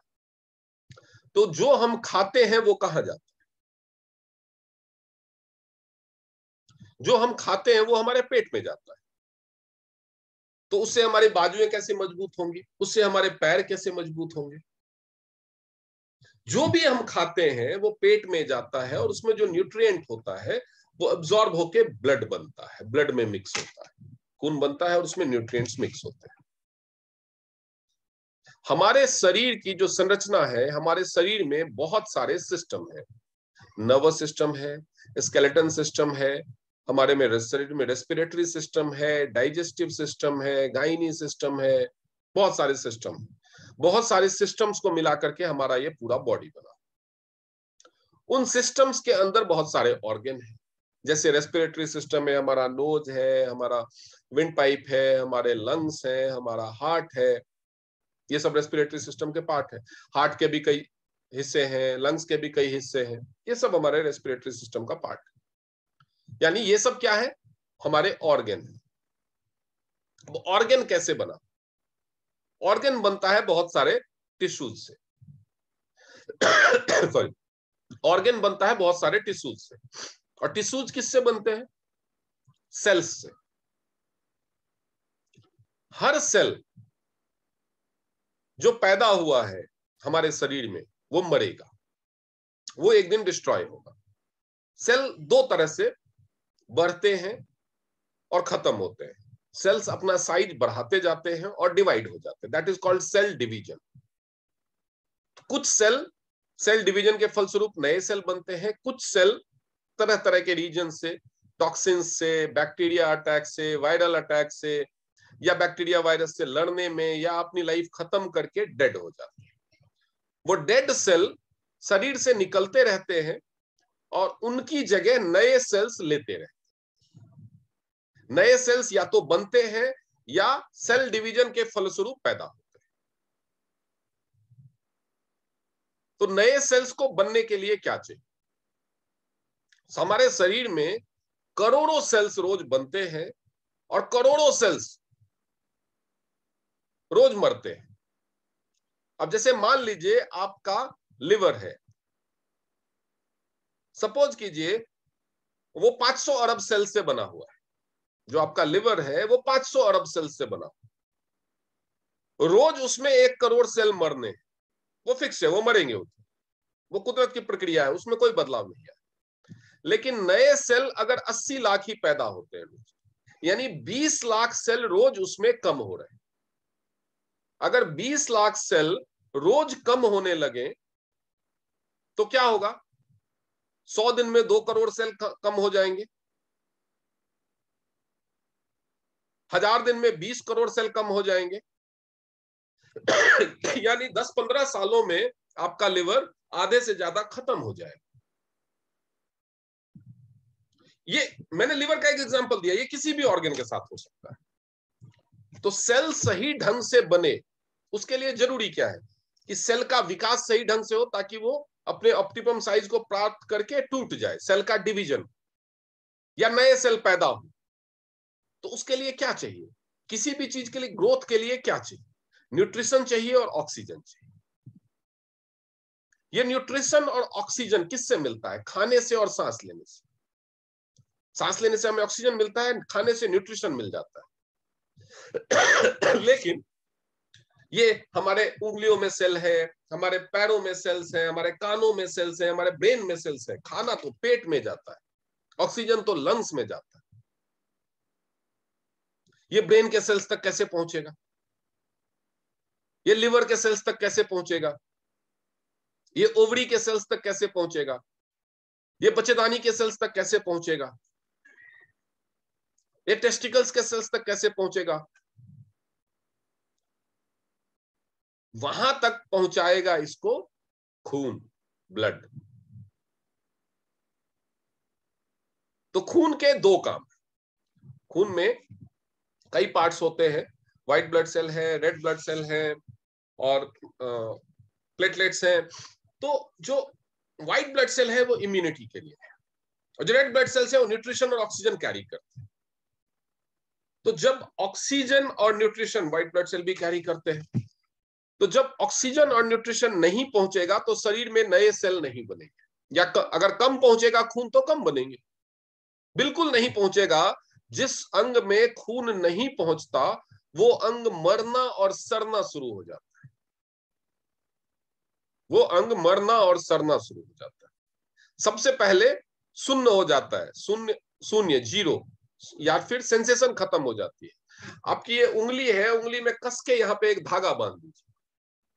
थोड़ी देर के बाद ये उंगली का ऊपर का हिस्सा सफेद पीला पड़ने लगेगा। उसको काटेंगे, आपको पता भी नहीं चलेगा। क्यों? क्योंकि यहाँ पे ब्लड सर्कुलेशन बंद हो गया। ब्लड सर्कुलेशन बंद हो गया तो क्या हो गया? एनर्जी का सर्कुलेशन भी बंद हो गया। यानी ब्रेन से इसका कनेक्शन कट हो गया। ब्रेन से इसका कनेक्शन एनर्जी स्टैब्लिश करता है कि, और ब्लड सर्कुलेशन इसको प्राण देता है, इसके सेल्स को प्राण देता है। तो थोड़ी देर में तो ये हाल होगा, लेकिन अगर इसको बांध के आप 2-4 दिन छोड़ दें तो 2-4 दिन में क्या होगा कि यहाँ पे जितने सेल्स है सब मरने लगेंगे। फिर ये उंगली आपकी नीली, फिर काली पड़ने लगेगी, फिर सड़ने लगेगी। क्यों? क्योंकि सारे के सारे सेल्स ही सड़ जाएंगे। तो जिस ऑर्गन में ब्लड सर्कुलेशन बंद हो जाता है, वहां का मूवमेंट बंद हो जाता है, वो अंग धीरे धीरे सड़ने लगता है, डिजेनरेट होने लगता है। और जिसमें कम हो जाता है, वो अंग में कोशिकाएं, नई कोशिकाएं नहीं बनती, तो वो अंग धीरे धीरे धीरे धीरे धीरे कमजोर हो जाता है। अंग कमजोर है तो क्या करेगा? आंखें कमजोर होती तो क्या होती है? देखने की क्षमता घटती है। अगर आपका लिवर कमजोर हुआ तो पाचन क्षमता घटेगी। लंग कमजोर हुआ तो सांस लेने की क्षमता घटेगी। अगर आपका किसी महिला का यूट्रस वीक हो गया तो जो बच्चे पालने की क्षमता है वो घट जाएगी। अगर ओवरी कमजोर हो गया तो एग्स की पैदा करने की क्षमता और एग्स की क्वालिटी घट जाएगी। अगर टेस्टिस कमजोर हो गए तो स्पर्म की क्वालिटी घट जाएगी। अगर हार्ट कमजोर हो गया तो ब्लड को पंप करने की क्षमता घट जाएगी। हर ऑर्गन, गॉल ब्लैडर कम हो गया तो वो जो काम करता है, पेनक्रियाज वीक हो गया तो पेनक्रियाज का काम अफेक्ट होगा। यानी आपको तरह तरह की बीमारियां होने लगेगी। और अगर आप सही समय पे नहीं जागते हैं तो वो बीमारियां सीवियर फॉर्म धारण कर लेंगी। फिर आपका वो ऑर्गन फेलियर होने लगेगा, तो आपको एडमिट होना पड़ेगा, फिर आपको आर्टिफिशियल सपोर्ट पे डालना पड़ेगा और तरह तरह के ट्रीटमेंट हो। तो इसके लिए जरूरी है कि आपके शरीर में खून सुचारू रूप से पहुंचता रहे। खून सुचारू रूप से पहुंचता रहे, इसके लिए जरूरी है खून आपके शरीर के हर सेल तक सुचारू रूप से पहुंचे। उसके लिए जरूरी है दो चीज, कि आपके शरीर में सही मात्रा में खून बने, आप सही मात्रा में पानी पिए, यानी खाना पीना आपका अच्छा रहे। खाना पीना का मतलब दारू पीना नहीं, पानी पीना। आपका खाना पीना अच्छा रहे, आप खुली हवा में सांस ले, और आपका ब्लड सर्कुलेशन ऑप्टिमम रहे। उसके लिए आपके शरीर में कहीं कोई ब्लॉकेज ना हो, और आपके रेफ्लेक्स बिंदुओं का मसाज रेगुलरली होता रहे, ताकि आपका जो सेकेंडरी हार्ट है जो आपके फीट है वो भी पुश करते रहे ताकि शरीर में, पूरे शरीर में खून घूमता रहे। ये अगर नहीं होगा तो जिस अंग को भी खून नहीं मिलेगा वो अंग कमजोर होना शुरू हो जाएगा। और ब्लॉकेजेस को हटाने के लिए, जो खून की धमनियों में ब्लॉकेजेस को हटाते हैं, उसको समझने के पहले हम बीसीएम का मैकेनिज्म समझ लेते हैं और वो उसको कैसे हेल्प करता है ये भी समझेंगे।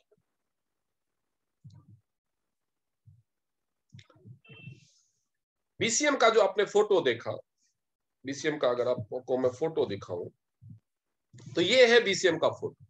यहां पे आप देख सकते हैं कि पैरों में जो रिफ्लेक्स पॉइंट्स हैं तरह तरह के ऑर्गन के, सेम उसी के डिजाइन में ये यहाँ पे स्पाइक्स बनाए गए हैं। ये स्पाइक्स बनाए, ये आप गौर से देख लीजिए, उसके बाद आप इसको देखिए, इसको देखिए, सेम उसी डिजाइन में, सेम उसी फैशन में, जैसे पैरों का शेप है, साइज है, जैसे जैसे ऑर्गन है, यहाँ पे आंखों का पॉइंट है, इन सब पे सेम उसी डिजाइन में जहां जहां पे स्पाइक्स होने चाहिए वहां वहां पे स्पाइक्स बनाए गए। इसके अलावा यहाँ पे 2 मैग्नेट और यहाँ पे 2 मैग्नेट लगाए गए, यहाँ पे 2 मैग्नेट लगाए गए। ये क्या करते हैं, आपके रेफ्लेक्स पॉइंट्स का मसाज करते हैं, रेफ्लेक्स पॉइंट्स का मसाज करते हैं। इसके अलावा और क्या क्या होता है इसमें, इसके फंक्शन क्या क्या है बीसीएम मशीन के, ये सारा कुछ यहाँ पे जो टोटल 8 फंक्शन आपका करता है। ये ब्लड वेसल्स को क्लीन करता है, ब्लड सर्कुलेशन को प्रमोट करता है, क्योंकि ब्लड सर्कुलेशन के पुअर होने का एक रीजन है ब्लड वेसल्स का क्लीन नहीं होना। अगर ब्लड सर्कुलेशन इंप्रूव होता है तो आपकी इम्यूनिटी इंप्रूव हो जाती है, क्योंकि इम्यूनिटी भी तो व्हाइट ब्लड सेल्स की वजह से ही है ना। अगर ब्लड सर्कुलेशन इंप्रूव होगा तो पूरे व्हाइट ब्लड सेल्स आपके हर ऑर्गन तक पहुंचेंगे और इम्यूनिटी हर ऑर्गन की इंप्रूव हो जाएगी। सेलुलर इम्यूनिटी आपकी हर सेल तक व्हाइट ब्लड सेल्स पहुंचेंगे तो हर सेल की इम्यूनिटी इंप्रूव होगी। Triggers weight loss, blood circulation जब इंप्रूव होता है तो अनवांटेड चीजें शरीर में जमना कम हो जाता है और मेटाबॉलिज्म एक्टिवेट होता है, जिसकी वजह से आपका वेट लॉस ट्रिगर होता है। Internal organs, strengthen internal organs, improves digestion and absorption. ये काम ये क्या करता है कि आपके शरीर के अंदर के अंगों को मजबूत बनाने के लिए क्या चाहिए, पोषण चाहिए, न्यूट्रिशन चाहिए और ऑक्सीजन चाहिए, ताकि उनमें जितने सेल खत्म हो रहे हैं उतने सेल बनते रहे। तो ये ब्लड सर्कुलेशन इंप्रूव होता है, उनको सफिशिएंट क्वांटिटी में ब्लड और एनर्जी, ऑक्सीजन और न्यूट्रिशन मिलता है, तो वो उनके नए सेल्स बनते रहते हैं और वो मजबूत बनते रहते हैं। माइक्रो सर्कुलेशन, क्योंकि मेन जो आपका वेसल्स है उसके अलावा बहुत माइक्रो वेसल्स भी हैं, तो अगर प्रेशर सफिशिएंट नहीं है तो मेन वेसल्स में तो ब्लड फ्लो फिर भी थोड़ा बहुत हो जाता है, माइक्रो सर्कुलेशन जब सबसे ज्यादा अफेक्ट होता है। तो जब प्रेशर पूरा ऊपर से हार्ट प्रेशर कर रहा है और नीचे से फीट का प्रेशर इस मशीन की वजह से हो रहा है और साथ में क्लीनिंग भी हो रही है ब्लड वेसल्स की। क्लीनिंग कैसे होती है वो मैं समझाऊंगा आगे कि ब्लड वेसल्स कैसे क्लीन होते हैं। वो हो रहा है तो माइक्रो सर्कुलेशन इंप्रूव होता है। मेरिडियंस को ये खोलता है, कैसे खोलता है, अनब्लॉक द ब्लड, ब्लॉक जो खून के रास्ते में, बहाव के रास्ते में अगर कोई ब्लॉकेज आ रहा है तो उसको खोलता है। सर्कुलेशन को नॉर्मल बनाता है, जो ब्लड और एनर्जी और ब्लड का की और ब्लड का जो सर्कुलेशन है उसको नॉर्मल बनाता है। कैसे करता है, मेरिडियंस के थ्रू एनर्जी का सर्कुलेशन होता है, उसके बारे में बात करेंगे। Massages sympathetic nerves, balances endocrine, जो एंडोक्राइन सिस्टम है, जो सिंपैथेटिक नर्व्स को मसाज करके एंडोक्राइन सिस्टम को बैलेंस करके हार्मोनल बैलेंस को इंश्योर करता है। ये कैसे करता है ये भी बात करेंगे। और स्किन में माइक्रो सर्कुलेशन इंप्रूव होने से हमारे स्किन के हर सेल तक प्रॉपर ब्लड पहुंचने लगता है, जिसकी वजह से स्किन भी बेहतर होने लगती है। अब ये सब होता कैसे, इस मशीन में ऐसा क्या है, तो यहां से पर डिजाइन का, ये जो डिजाइन है, इस डिजाइन के जो पार्ट है, उस डिजाइन में तो आउटलुक जहां पे आप खड़े होते हैं वो आपको प्लेट मैंने दिखा दिया, वो एक पार्ट है। वो जो सेकेंड हार्ट वाला काम है, वो जो प्रेशर रिफ्लेक्स पॉइंट्स को दबा के शरीर के इंटरनल ऑर्गन्स तक खून पहुंचाने का जो काम है वो करने का, क्योंकि एक्सटर्नली तो आप मसाज भी कर सकते हैं बॉडी पे। मैंने यहाँ पे मसाज कर लिया, अगर मैं यहाँ पे मसाज करता हूँ तो थोड़ी देर में यहाँ पे रेड हो जाएगा। वो रेड क्या इंडिकेट करता है? हाथों को थोड़ी देर ऐसे रगड़ते हैं तो हाथों में थोड़ी रेडनेस आ जाती है। फेस को थोड़ा ऐसा मसाज करो, फेस में रेडनेस, वो क्या इंडिकेट करता है? ब्लड सर्कुलेशन इंप्रूव हुआ। लेकिन लिवर का मसाज कैसे होगा? मुंह के अंदर हाथ डालू क्या ऐसे? लंग्स का मसाज कैसे होगा? क्या एक ब्रश लेकर के अंदर लंग्स तक घुसाऊं क्या? नहीं कर सकते। तो इंटरनल ऑर्गन का मसाज भी ब्लड ही करेगा। अब वो करेगा रिफ्लेक्सोलॉजी मसाज के थ्रू, जो ये इंश्योर करता है। तो जब massager use to massage reflex points on feet, massaging your feet sole in circular motion by mechanical movements. Circular motions by mechanical movements. आपने देखा होगा जो अच्छा मसाजर होता है वो क्या करता है? जब मसाज करता है ना आपकी बॉडी पे, तो अंगूठे से ऐसे ऐसे घुमाता है। कहीं पे भी बॉडी पे अंगूठा रखेगा और ऐसे ऐसे सीधा या ऐसे साइड वाइज ऐसे नहीं करता, वो ऐसे ऐसे। अगर जो अच्छी क्वालिटी का मसाजर है, जो मैनुअली भी मसाज करता है, वो अगर पीठ पे भी आपके मसाज करेगा तो वो ऐसे सीधा नहीं लेके जाता, वो ऐसे ऐसे सर्कुलर मोशन में मसाज करते हुए आगे बढ़ेगा। क्यों? क्योंकि जब सर्कुलर मोशन में मसाज होता है तो जो हमारे नर्व्स होते हैं वो स्टिमुलेट होते हैं, तो ये सर्कुलर मोशन में मसाज देता है। इसका सबूत भी मैं बताऊंगा आपको।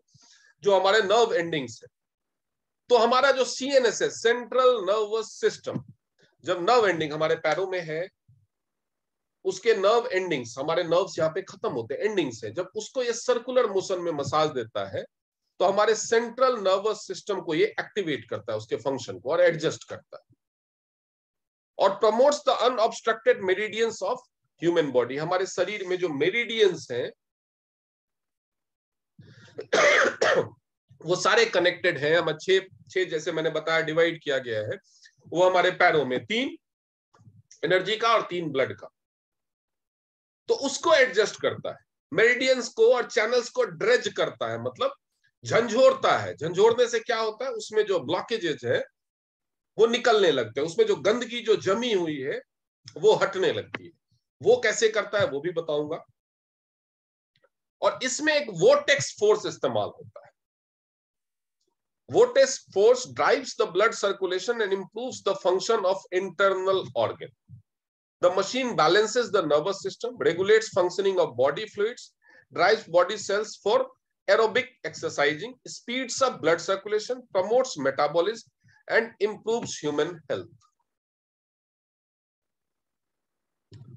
अब वोर्टेक्स फोर्स क्या होता है? थोड़ा वोर्टेक्स फोर्स को समझिए। एक तो आपने समझ लिया कि हाँ उसमें रिफ्लेक्सोलॉजी मसाज होता है। वोर्टेक्स फोर्स तब होता है जब एक एक्सिस के अराउंड कोई चीज घूमती है। एक इस तरफ से शुरू हुआ, एक इस तरफ से, सॉरी ये फोटो ड्राइंग करने में मैं थोड़ा सा पुअर हूं। ये एक एक्सिस के अराउंड ये ऐसे ऐसे शुरू हुआ, दूसरा जो शुरू होगा ये ऐसे। This is called vortex force. आप लोगों ने सेमी ऑटोमेटिक वॉशिंग मशीन देखा होगा, सेमी ऑटोमेटिक वॉशिंग मशीन देखा हुआ है।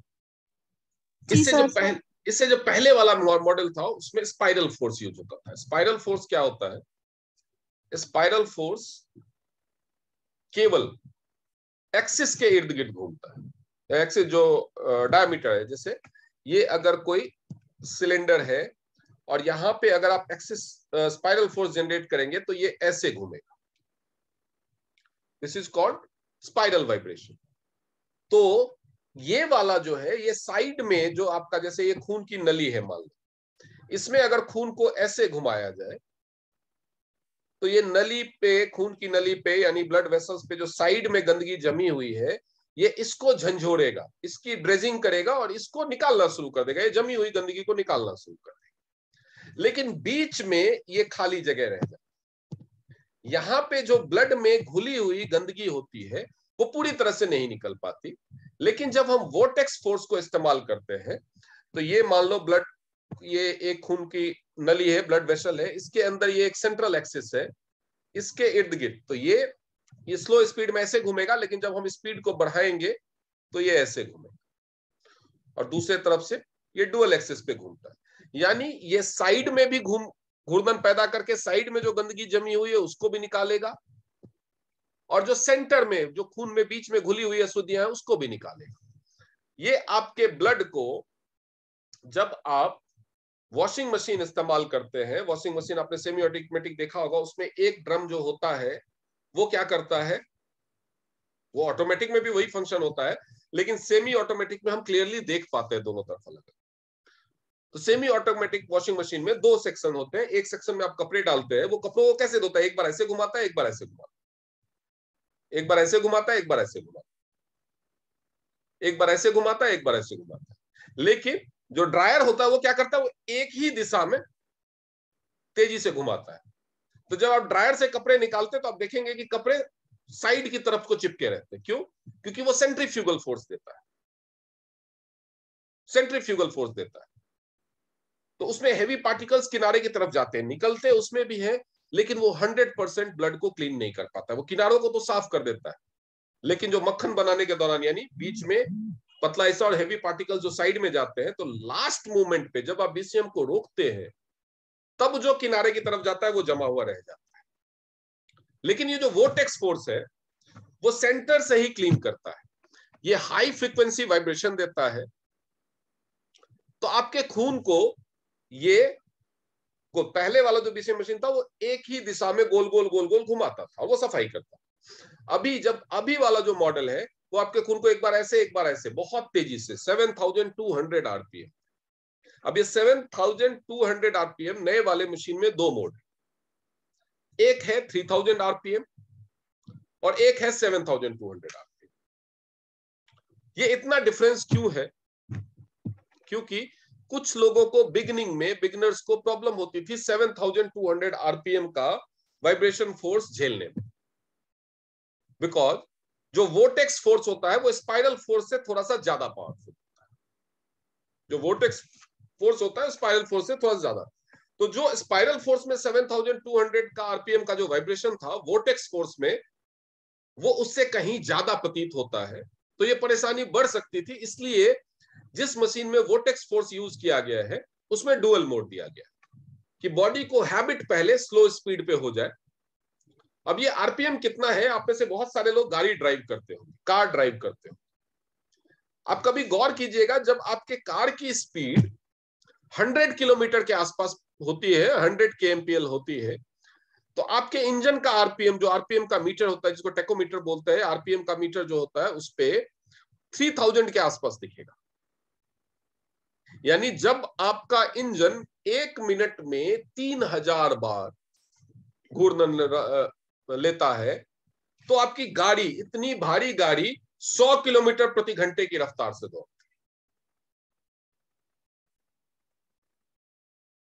तो इसकी स्पीड 7200 है आरपीएम, इस मोटर की स्पीड। ये जो जेट इंजन होता है ना, जेट मोटर होता है ना, जो हवाई जहाज में इस्तेमाल होता है, उसकी स्पीड।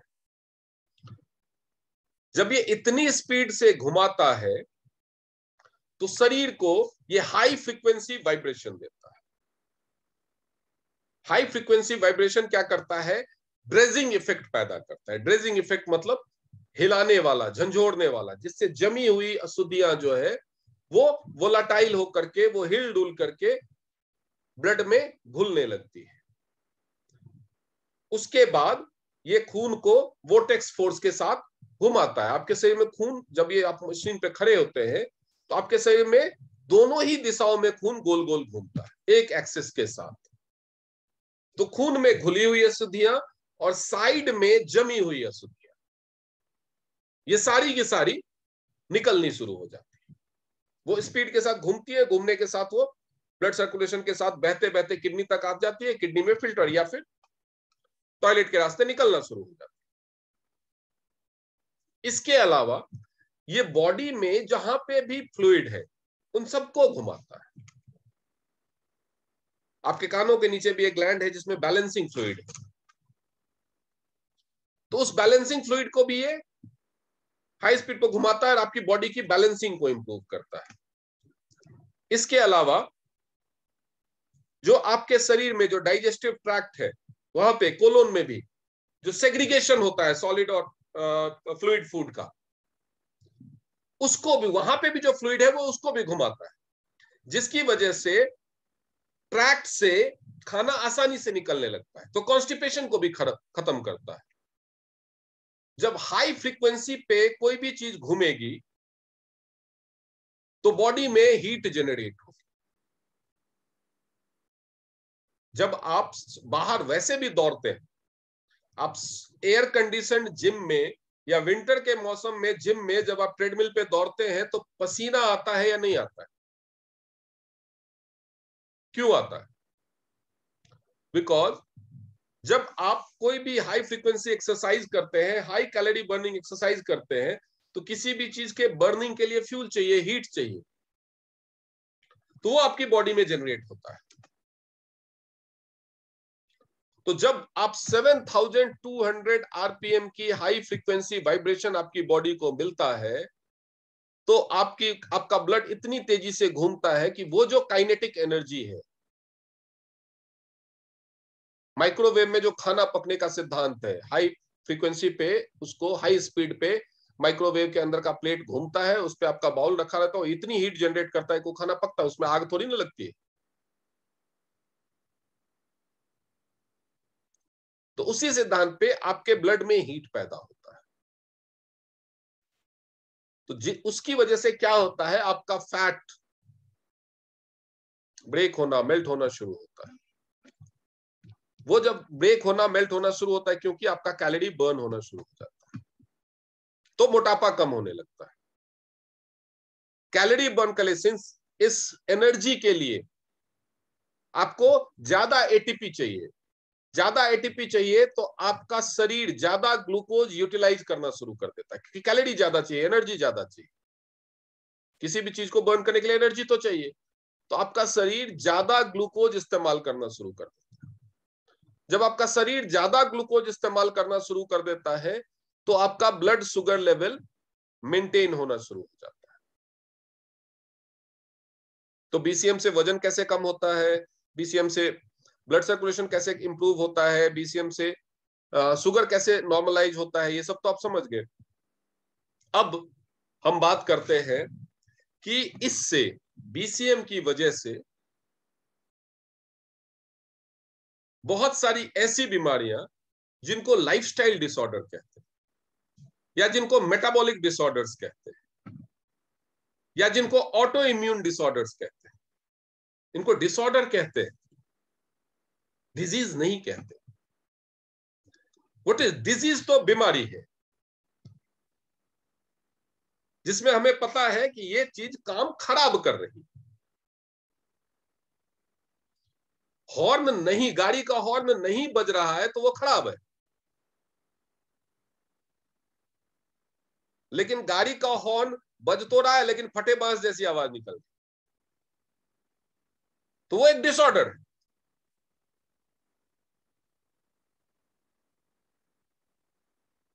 तो डिसऑर्डर, जब शरीर में किसी अंग में जब डिसऑर्डर होता है, यानी वो जो एक्टिविटी है शरीर की, वो जिस ऑर्डर में होनी चाहिए उस ऑर्डर में नहीं होती, और उसका कोई कारण भी ठीक से समझ में नहीं आता, या ऐसा कारण होता है जो बियॉन्ड ह्यूमन कंट्रोल होता है। ऐसा क्यों होता है, और आजकल ये ज्यादा क्यों होने लगा? आजकल ये ज्यादा क्यों? ये दो इंपॉर्टेंट चीजें हैं जो आपको समझनी पड़ेगी, तब आपको पता चलेगा कि ये मेटाबॉलिक डिसऑर्डर, ये लाइफस्टाइल डिसऑर्डर, ये ऑटो इम्यून डिसऑर्डर्स क्यों होते हैं। तो शरीर का कोई भी ऑर्गन या कोई भी सिस्टम ऑर्डर में, एक प्रणाली के तहत ऑर्डरली रूप से काम करे, ये इंश्योर करना शरीर के किस पार्ट का काम, कि रेस्पिरेटरी सिस्टम ऐसे काम करेगा, डाइजेस्टिव सिस्टम ऐसे काम करेगा, मतलब मुंह में किसी ने खाना लिया तो खाने को दांत ऐसे चबाएगा, अगर खाने में नॉनवेज है तो ये वाला दांत, इधर वाला दांत उसको चबाएगा, उसको नाम क्या क्या बोलते हैं मैं भूल गया। अगर खाना तीखा है तो शरीर का तो जो हमारा जीभ है वो उस तीखेपन को सेंस करेगा और ब्रेन को सिग्नल देगा।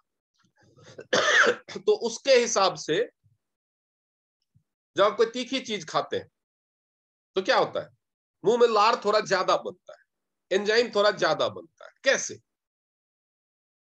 जो हमारे मुंह में, गाल के अंदर इस तरफ जो ग्लैंड्स हैं, जब किसी खट्टी चीज के बारे में सिर्फ आप सोचते हैं, गोलगप्पे के बारे में सोचो, पानी पूरी, उसका जो पानी होता है उसके बारे में सोचो, आंवले के बारे में सोचो, इधर पे पानी आने लगेगा। कुछ लोगों को इतना ज्यादा आता है कि करंट जैसा लगता है। होता है या नहीं होता? खाया नहीं है? जी सर, बिल्कुल। सबको हुआ होगा। अब खाली सोच के देखो। Why it happens? बिकॉज सोचने से आपके ब्रेन को पता चला हो ये, तो ब्रेन क्या होता है, स्टिमुलेट होता है, और उसके डाइजेशन के लिए जो जरूरी एंजाइम है वो रिलीज कर। तो आप खाने में क्या खा रहे हैं? खाने में जो खाया है उसका स्वाद उसके हिसाब से खाने को पहचानता है ब्रेन, उसके हिसाब से डिसाइड करता है कि ये खाना मुंह में कितनी देर चबाया जाएगा, पेट में कितनी देर में पहुंचेगा, पेट में इसको पचाने में कितना टाइम लगने वाला है, उसके लिए पेट में कौन सा एसिड कितना बनना है, पैनक्रियाटिक जूसेस कौन कौन से निकालने हैं इसको पचाने के लिए। अब इस बंदे ने आंवला खाया, उसमें विटामिन सी है, विटामिन सी को एब्जॉर्ब करने के लिए हमें कौन सा एसिड इंटेस्टाइन में पैदा करना है, ये सारा काम का कौन डिसाइड करता है? ये डिसाइड करता है ह्यूमन ब्रेन। और मेडिकल साइंस की प्रॉब्लम क्या है कि ब्रेन के बारे में अभी स्टडी केवल 6% हुई। ब्रेन ये डिसाइड करता है ये तो हमने पढ़ा, लेकिन ब्रेन ये कैसे डिसाइड करता है, ब्रेन में ये कहां पे डिसाइड होता है, ये अभी तक पता नहीं चला। तो जब ये ड्यूटीज ब्रेन ठीक से परफॉर्म नहीं करता है, पिट्यूटरी ग्लैंड है वो ठीक से फंक्शन नहीं कर रहा है, हार्मोनल इंबैलेंस हो रहा है, पिट्यूटरी ग्लैंड को कौन सा हार्मोन कब बनाना है, थायराइड ग्लैंड ठीक से काम नहीं करा तो टीएसएच बनाएगा, थायराइड स्टिमुलेटिंग हार्मोन। लेकिन अगर थायराइड ग्लैंड सही से काम करने लगा तो टीएसएच का प्रोडक्शन रोकना है, ये पिट्यूटरी ग्लैंड को कौन बताएगा? ब्रेन बताएगा।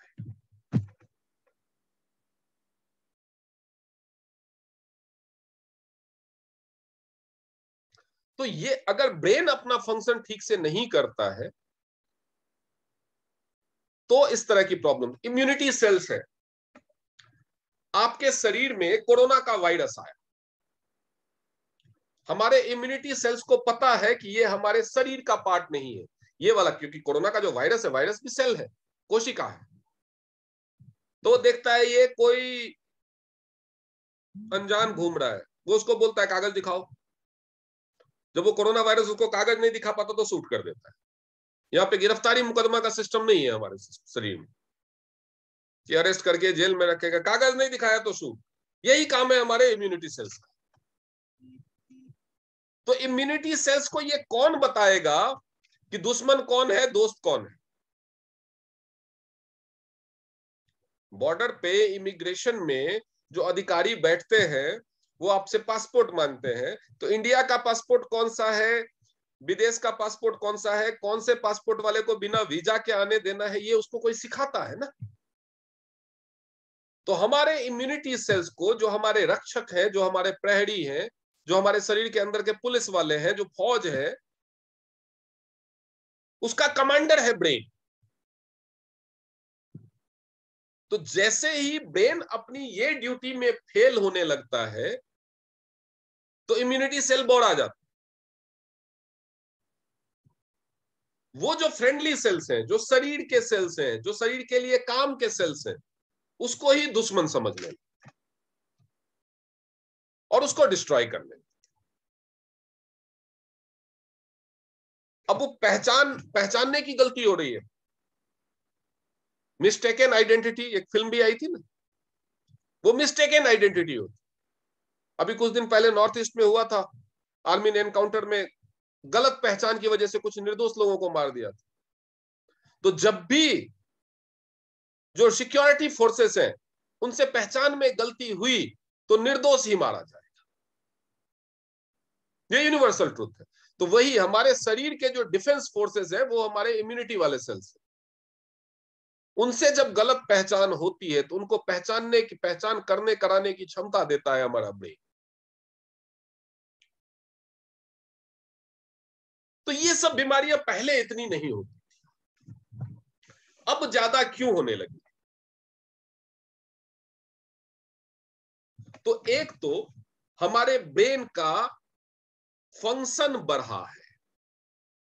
पहले मोबाइल, कंप्यूटर, इतनी सारी फिल्में, इतने सारे आईपीएल में कौन कौन सी टीम में खेल रहा है, भारत की टीम में कौन है, विराट कोहली की गर्लफ्रेंड कौन है, तो मोबाइल में एंड्रॉयड मोबाइल क्या है, आईफोन क्या है, कितना मेगापिक्सल, ये सब तामझाम नहीं था ना।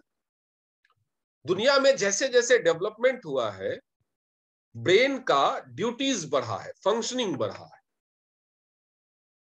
ठीक है। इसके अलावा स्ट्रेस बढ़ा है। पहले क्या, थोड़ा सा कमाया, सुबह काम पे गया, शाम को आया, पैरों में तेल लगा के सो गया। बच्चा पैदा हुआ, 5 साल, 6 साल, 7 साल का हुआ, तो उसके बाद घर के सबसे नजदीक में जो स्कूल है वहां पे नाम लिखा दो, बस। पहले पढ़ाई का यही मतलब होता था। अभी 3 साल का होते ही बच्चा कौन से स्कूल में पढ़ेगा, बस कहां से मिलेगी, कैब कहां से मिलेगा, फीस कितनी है, एडमिशन कैसे होगा, डोनेशन कैसे होगा, जुगाड़ कहां से होगा, तमाम तरह के टेंशन बढ़े, स्ट्रेस बढ़ा है। पहले एंटरटेनमेंट का कोई साधन नहीं था, बिजली भी बहुत जाती थी, लोग जल्दी सो जाते थे, अभी टीवी, मोबाइल, बहुत सारी चीजें लोगों को इन्वॉल्व करने लगी है। अब लाइफ की रिक्वायरमेंट्स बढ़ी है तो इनकम के सोर्सेस बढ़ाने के चक्कर में भी लोग ज्यादा काम करने लगे हैं। तो ब्रेन का फंक्शन, वर्कलोड और स्ट्रेस दोनों बढ़ा है, लेकिन ब्रेन का रेस्ट घटा है। एक तो ये फैक्टर। दूसरा, ब्रेन की पोजिशनिंग देखिए। बाकी जो बॉडी के अंग हैं उनको एक बार जाते में तो खून शरीर में पहुंच जाता है विद द ग्रेविटेशन। ब्रेन तो हमेशा हार्ट के ऊपर ही है, ब्रेन को हमेशा खून अगेंस्ट द ग्रेविटेशन ही जाएगा। तो खून की सप्लाई अगर आपके की में, एनर्जी में, ब्लड सर्कुलेशन में कहीं भी ऑब्स्ट्रक्शन आता है, चाहे वो रिफ्लेक्स पॉइंट्स के मसाज ना होने की वजह से हो, चाहे वो आर्टरीज में ब्लॉकेज की वजह से हो, ब्रेन आर्टरीज, चाहे वो हार्ट या लंग्स वीक होने की वजह से हो, चाहे वो किडनी फंक्शन में प्रॉब्लम की वजह से हो, सबसे ज्यादा ब्रेन को ही खून की कमी होती, खून के सप्लाई की। जब आप बिस्तर पे बैठ के टीवी देख रहे हैं, आपकी बॉडी रेस्ट कर रही है, लेकिन आईज और ब्रेन रेस्ट नहीं कर रहे। जब आप तकिए से टेक लगा के आराम से मलिका सहरावत के सपने ले रहे हैं आंखें बंद करके, तो आंखें भी रेस्ट कर रही है, ब्रेन रेस्ट नहीं कर रहा।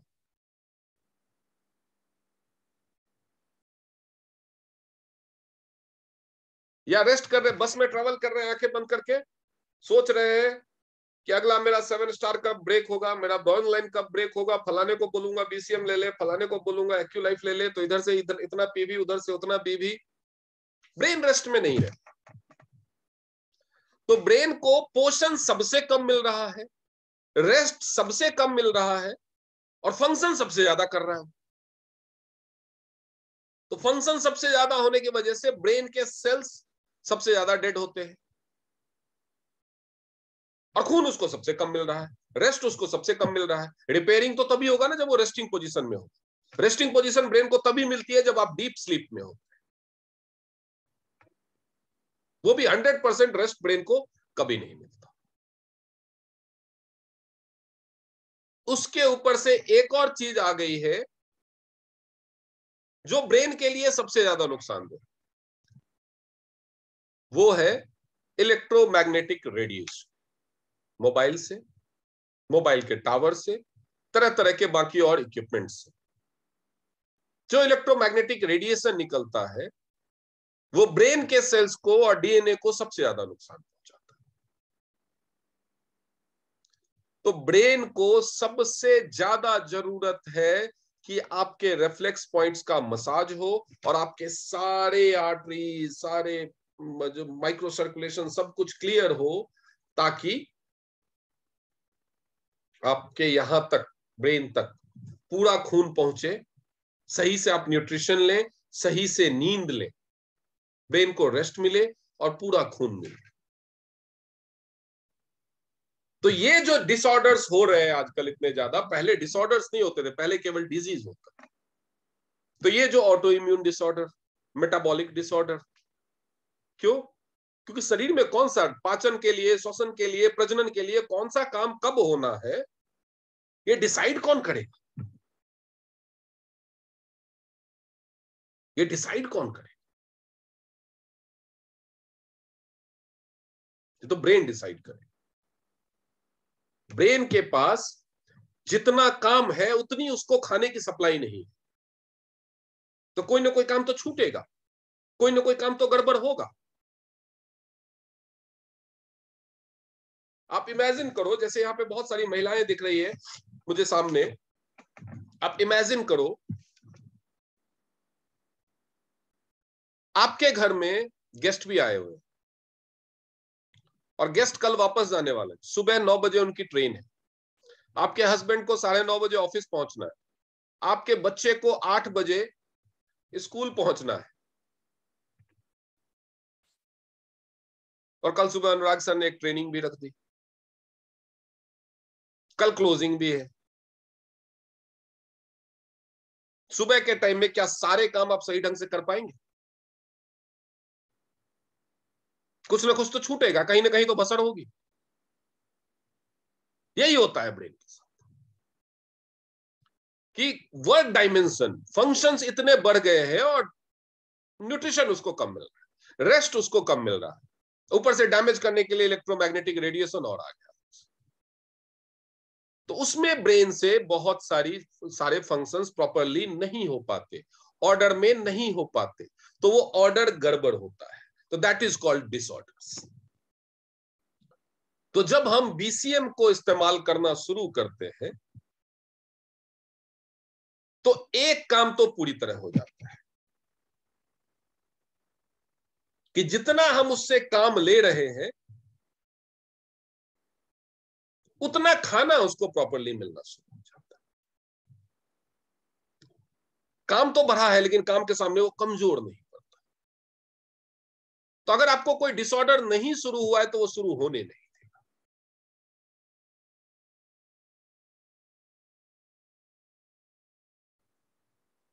अगर कोई डिसऑर्डर शुरू हो गया है तो उसको धीरे धीरे ठीक करने की कोशिश करेगा। क्यों? क्योंकि जब ब्रेन अपने आप को रिपेयर करेगा ना, ब्रेन के बारे में तो पता ही नहीं है मेडिकल साइंस में, 6% से ज्यादा पता ही नहीं कि ये कैसे होता है, कैसे खराब होता है, क्या खराब होता है, कैसे रिपेयर होगा, कुछ भी नहीं पता। ब्रेन की स्टडी नहीं हो पाई और ब्रेन एक ऐसा ऑर्गन है कि पूरी तरह से इसका स्टडी पता नहीं होगा भी है, शायद नहीं होगा, लेकिन ब्रेन खुद को समझता है, वो खुद को रिपेयर करता है। उसको संसाधन पूरे मिलने चाहिए जो बीसीएम की वजह से ब्लड सर्कुलेशन ऑप्टिमम हो करके मिल जाता है। ब्रेन खुद को रिपेयर करना शुरू करता है। इसीलिए ऑटो इम्यून डिसऑर्डर्स भी कई बार ठीक हो जाते हैं, कई बार 15 दिन में ही ठीक हो जाते हैं। वो डिपेंड करता है कि ब्रेन ने अपने आप को, कि वो हमें भी नहीं पता कि कौन से ऑटो इम्यून डिसऑर्डर में ब्रेन कब ठीक कर लेगा, उसको चीज को कब वो ऑर्डर में ले आए। कई बार लंबा इंतजार भी करना पड़ता है लेकिन ठीक कर लेता है।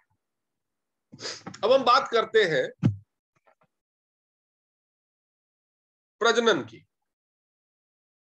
बांझपन, नपुंसकता, ये सारी चीजों की शॉर्ट में समझाऊंगा क्योंकि सेशन को भी बहुत लंबा नहीं खींचना है। कि जब प्रजनन कैसे होता है, जब जो पुरुष और महिला का मिलन होता है तो पुरुष के स्पर्म और महिला के एग्स का क्रॉस होता है, उससे एम्ब्रियो फॉर्म होता है, वो यूट्रस में प्लांट होता है, यूट्रस में बच्चा पैदा होना, बढ़ना शुरू हो जाता है। एग्स कहाँ बनते हैं? ओवरीज में। उसको ट्रेवल करके आना है कहां तक? यूट्रस तक। ओवरी से वो फैलोपियन ट्यूब के थ्रू ट्रेवल करेगा कहां तक? यूट्रस तक आने के लिए। वैसे ही टेस्टिकल्स में स्पर्म बनता है, उसको जो प्रोस्टेट ग्लैंड है वो फोर्स देता है, वो स्पर्म को पुश करता है, वो पेनाइल शाफ्ट से बाहर निकल के वो फीमेल वुम में जाना होता है। अगर ये प्रेशर कम हो तो भी बच्चा पैदा करने में दिक्कत होगी। अपने ओरिजिनल प्लेस से बाहर निकलने के बाद इनके प्रजनन करने की क्षमता के लिए कुछ वक्त भी है। अगर टाइमिंग का इश्यू हो कि एग्स पहले या ओवम, जिसको बोलते हैं ओवरी से निकलता है, ओवम या स्पर्म लेट आ रहा है तो भी मेटिंग में प्रॉब्लम हो सकती है। अगर फैलोपियन ट्यूब में ब्लॉकेज है, फैलोपियन ट्यूब में ब्लॉकेज है तो एग्स ट्रेवल करके पहुंच ही नहीं पाएंगे, तो भी प्रॉब्लम हो सकती है। अगर ओवरी को सही ढंग से न्यूट्रिशन नहीं मिल रहा, यानी ब्लड पूरा नहीं पहुंच पा रहा ओवरी के पास, तो क्या होगा? जो एग वहां पे या तो कम बनेंगे या नहीं बनेंगे, या जो बनेंगे उसमें इतनी क्षमता नहीं होगी कि नया बच्चा पैदा कर सके। अगर हार्मोनल इंबैलेंस हो गया, हार्मोनल डिसऑर्डर हो गया, उसकी वजह से ओवरी के अंदर बहुत सारे सिस्ट बन गए, जो फॉलिकल्स जिनसे एग्स निकलने हैं उनको उस सिस्ट ने कवर कर लिया,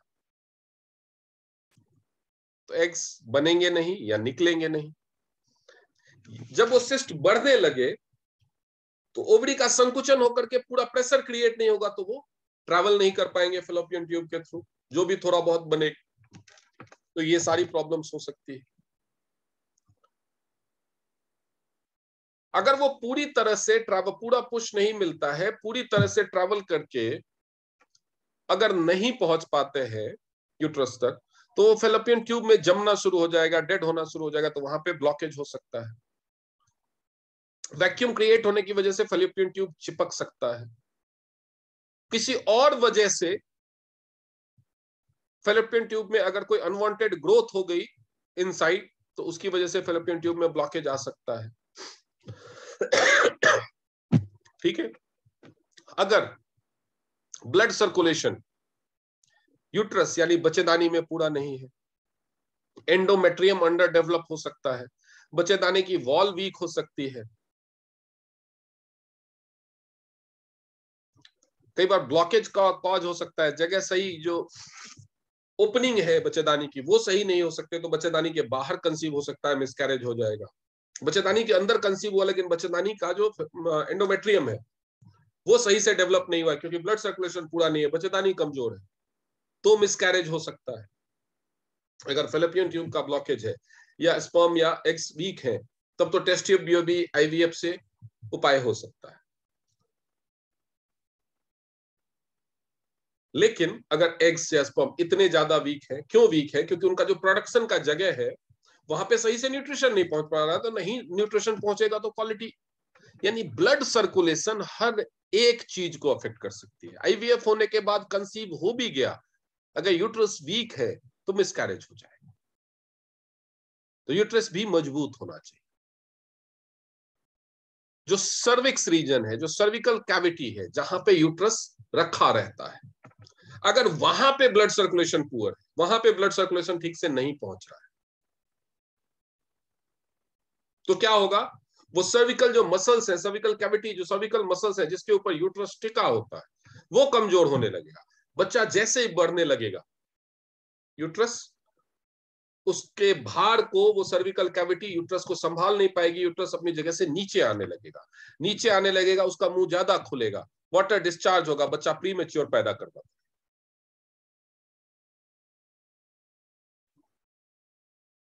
तो ब्लड सर्कुलेशन खाली दौड़ने भागने में नहीं, आपके शरीर के हर अंग को प्रभावित कर सकता है। इवन इरेक्टाइल डिस्फंक्शन, पेनिस में ब्लड सर्कुलेशन का लो होना है, इरेक्टाइल डिस्फंक्शन का और कोई रीजन नहीं।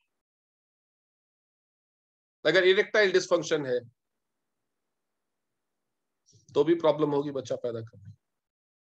जब इरेक्शन या मेल ऑर्गन में जब हार्डनेस नहीं आता। तो ये सारी चीजें ब्लड सर्कुलेशन से रिलेट करती है। बीसीएम मशीन क्या करता है, हर एक सेल तक, चाहे आपके बाल के सेल्स हो, नाखून के सेल्स हो, स्किन के सेल्स हो, शरीर के अंदर का कोई अंग हो, हर एक अंग सेल से बना हुआ है और हर एक सेल को न्यूट्रिशन और ऑक्सीजन चाहिए और वो पहुंचाने का काम खून करता है और हर सेल तक खून पहुंचाने का काम बीसीएम करता है। क्यों क्यों नहीं पहुंच रहा हर सेल तक खून नॉर्मल चैनल में, वो मैं ऑलरेडी बता चुका हूं। बीसीएम कैसे पहुंचाता है, हाई स्पीड वाइब्रेशन से ब्लॉकेज क्लियर करता है, रिफ्लेक्स पॉइंट्स को दबा करके, जो हमारा सेकेंड हार्ट है, जो हमारे ब्लड को एडिशनल पुश देता है, वो इंश्योर करता है।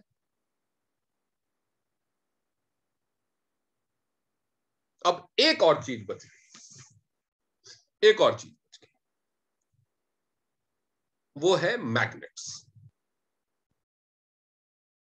जो नए वाले ब्लड में बीसीएम मशीन में मैग्नेट्स लगाए, वो क्या करता है, ये कैसे ब्लड सर्कुलेशन को फर्दर इंप्रूव करता है, ये आपके एक मैग्नेटिक फील्ड पैदा करता है जो आपके ब्लड को मैग्नेटाइज करता है।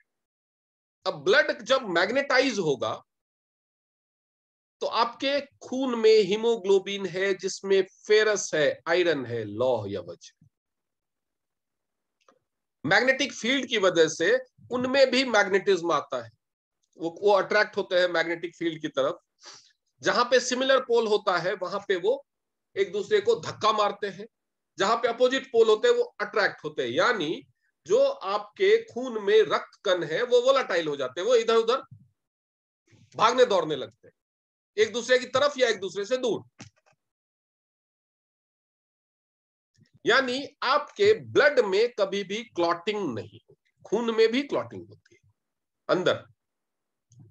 आपका खून गाढ़ा नहीं होगा, आपके खून की विस्कोसिटी जितना होना चाहिए उतनी बनी रहेगी। और इसके अलावा मैग्नेटाइज होने की वजह से आपके ब्लड का पीएच वैल्यू बैलेंस्ड रहेगा, जिसकी वजह से ब्लड एसिडिक नहीं होगा। तो ब्लड कैंसर, जो सबसे खतरनाक कैंसर्स में से एक माना जाता है, उसकी संभावना को ये कम कर देगा।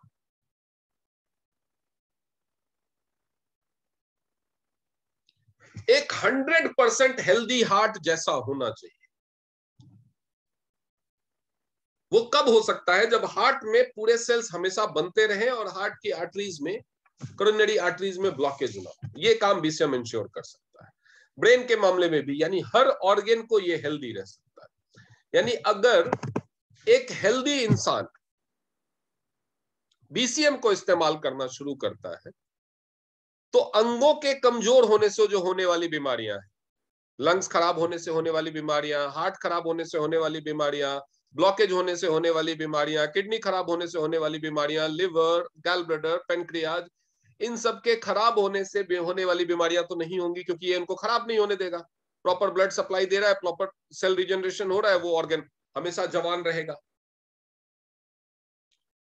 एक्सटर्नल फैक्टर्स से होने वाली बीमारियां, मच्छर ने काट लिया, मक्खी प्रदूषित खाना खा लिया, वो किस लिए होता है, किसी न किसी वायरस या बैक्टीरिया की वजह से। तो वायरस और बैक्टीरिया, शरीर में कोई वायरस गया तो ऐसा क्या आपका वायरस शरीर के अंदर गया तो क्या वो बहुत संख्या में जाता है? नहीं। एक मच्छर आपके शरीर में डंक मारता है, डेंगू का मच्छर, तो डेंगू के कितने वायरस छोड़ पाता होगा वो ब्लड में। लेकिन ये जो वायरसेस होते हैं अंदर जाकर के बहुत तेजी से मल्टीप्लाई, तब तेजी से मल्टीप्लाई। लेकिन अगर आपका ब्लड सर्कुलेशन अच्छा है, यानी आप बीसीएम यूज करते हैं, यानी आपके शरीर में माइक्रो सर्कुलेशन अच्छा है, तो स्किन की लेयर तक आपका ब्लड सर्कुलेशन ऑप्टिमम रहेगा और जहां पे मच्छर ने काटा वहां पे सफिशिएंट क्वांटिटी में fighting force, white blood cells, immunity cells रहेंगे और वायरस बैक्टीरिया के घुसते ही, जहां घुसा वहीं खत्म। कागज दिखाओ नहीं तो ठाए, सीधा बॉर्डर पे ही खत्म। अगर टेररिस्ट बॉर्डर से घुस के दिल्ली में पहुंच जाए तो उसको दिल्ली में ढूंढ के मारना आसान होगा कि बॉर्डर पे घुसते टाइम ही देखा और मार दिया? कौन सा आसान हो? सोचिए। तो इसीलिए ये आपको 90%, अगर आप स्वस्थ हैं और रेगुलर बीसीएम इस्तेमाल करते हैं और साथ में सफिशिएंट पानी न्यूट्रिशन लेते हैं और पोल्यूशन से बच के रहने की कोशिश करते हैं, तो 99% बीमारियां होने ही नहीं देगा बीसीएम।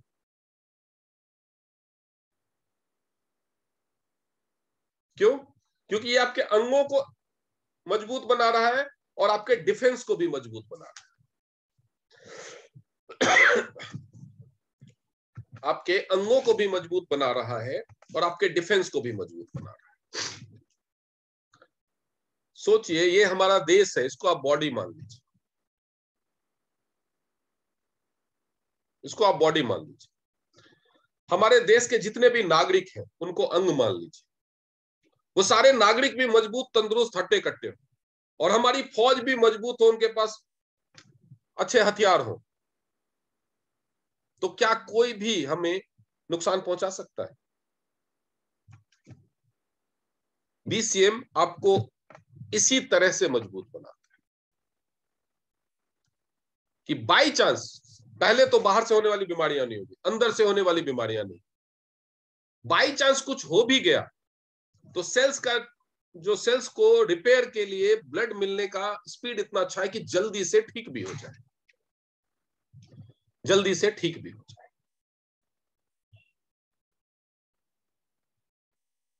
और इसके अलावा दर्द में ये फायदा पहुंचाता है, किसी भी तरह का दर्द में कैसे फायदा पहुंचाता है? क्योंकि ट्रेडिशनल चाइनीज मेडिसिन बोलता है कि if there is a blockage there will be a pain. कहीं पे अगर ब्लॉकेज है, एनर्जी के फ्लो में जब ब्लॉक आता है तो वहां पे दर्द होता है।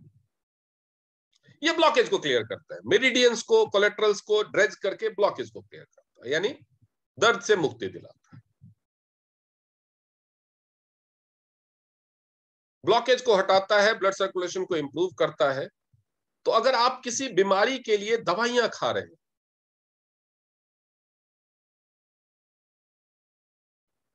कोई भी दवाई खा रहे हो, होम्योपैथी खा रहे हो, एलोपैथी खा रहे हो, रोज सुबह शाम एलोपैथी की डायबिटीज के लिए आप 2 कैप्सूल खाते हैं, वो कैप्सूल पहुंचता है कहां? आपके लिवर में, पेट में, पचने के लिए, और आपकी पाचन क्षमता कमजोर है तो कैप्सूल पूरा पचेगा नहीं। जो भी थोड़ा बहुत पचेगा वो आपके ब्लड में मिक्स होगा, लेकिन ब्लड सर्कुलेशन ठीक नहीं, तो हर सेल तक वो दवा का असर पहुंचेगा नहीं, तो हर सेल का जो रिसेप्टर है वो खुलेगा नहीं, ग्लूकोज एब्जॉर्ब नहीं होगा।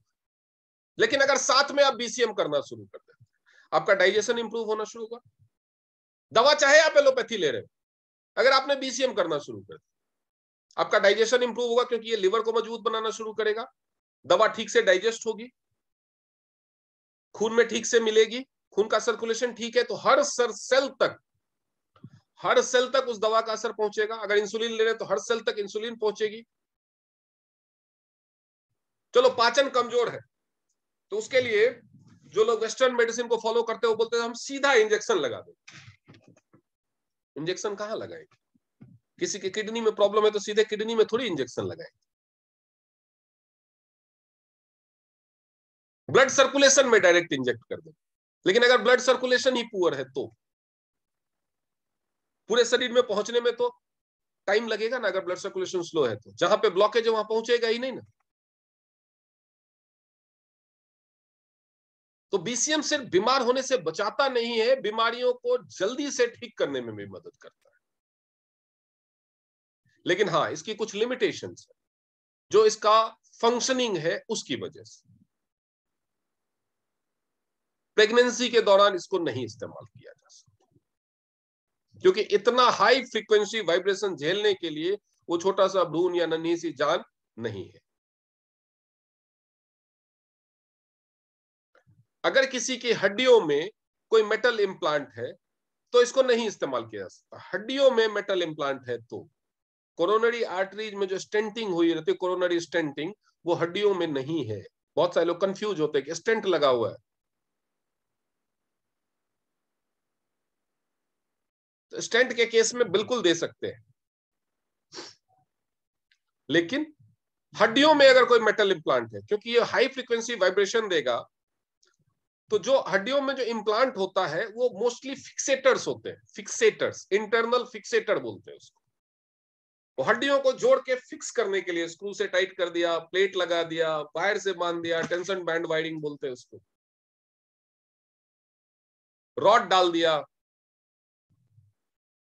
तो वो तो फिक्सेटर तो हिलेगा, तो जो फिक्सिंग है ना वो बिगड़ने लगी, तो फिक्सिंग बिगड़ सकती है।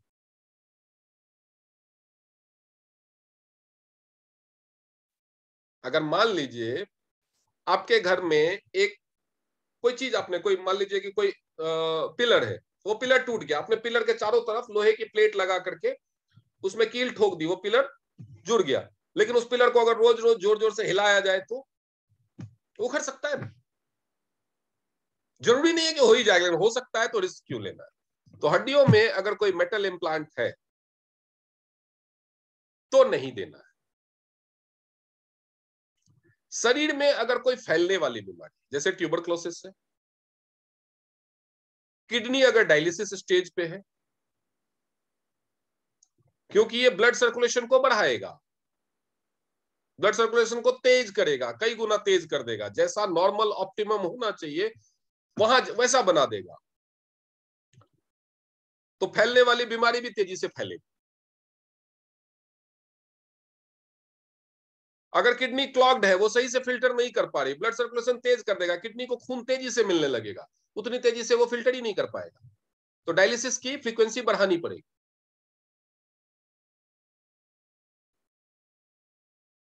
शरीर में किसी भी तरह का हेमरेज है, ब्लीडिंग है, चाहे वो पीरियड्स की के दौरान हो या पाइल्स वगैरह की ब्लीडिंग हो, तो हाई फ्रीक्वेंसी पे जब ब्लड तेजी से सर्कुलेट होगा तो ब्लीडिंग भी तेज हो सकती है, इसलिए उस दौरान भी नहीं करना है, पीरियड्स के दौरान भी नहीं करना। अगर कोई सर्जरी हुई है रिसेंटली 6 महीने साल भर के अंदर, 6 महीने के अंदर में माइनर सर्जरी या मेजर सर्जरी साल भर के अंदर, तो सर्जरी को जब सर्जरी के बाद जब जोड़ते हैं तो जो कट वाला पोर्शन होता है वहां पे ब्लड सप्लाई के लिए जो चीजें होती है, जो माइक्रो सर्कुलेशन होता है, जो कैपिलरीज होती है, वो भी जुड़ती है। वो जोड़ कमजोर होता है, वो तेज प्रेशर के साथ जब ब्लड उसमें सर्कुलेट होना होगा तो शायद झेल नहीं पाएगा और खुल जाएगा। तो इसीलिए मेजर सर्जरी के 1 साल तक और माइनर सर्जरी के 6 महीने तक बीसीएम का इस्तेमाल नहीं करना है।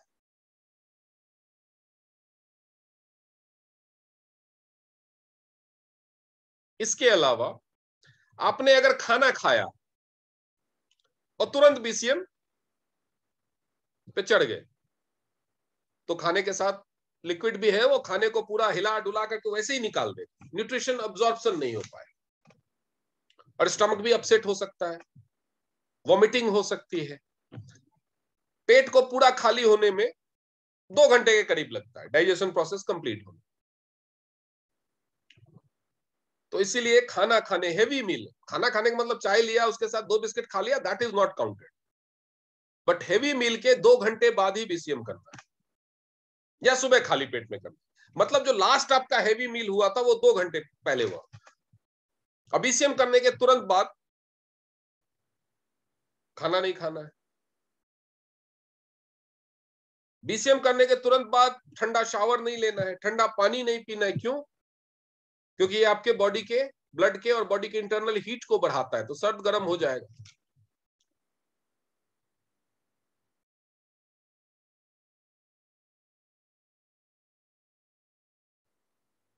इसीलिए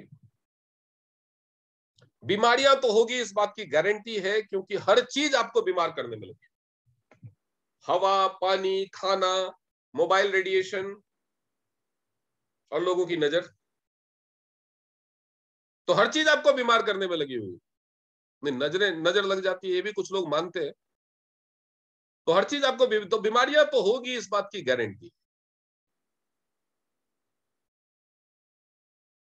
बीसीएम अगर घर में होगा तो 90% बीमारियों से आप बच जाएंगे, इस बात की भी गारंटी। अगर आपने खाना पीना सही लिया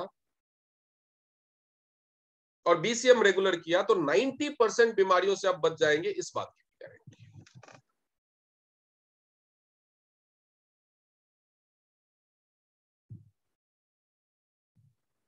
इसकी कीमत है 50,175 रुपए। 50,175 रुपए। हम बीमारियों से बोलते हैं ना, लाइफ इंश्योरेंस कराते हैं, जिंदगी चली गई तो पैसा मिलता है। हेल्थ इंश्योरेंस कराते हैं, बीमार हो गए, तकलीफ झेल ली तो इलाज में खर्चा हुआ थोड़ा पैसा वापस मिल जाता है। अगर मर गए तो हेल्थ इंश्योरेंस किस काम का?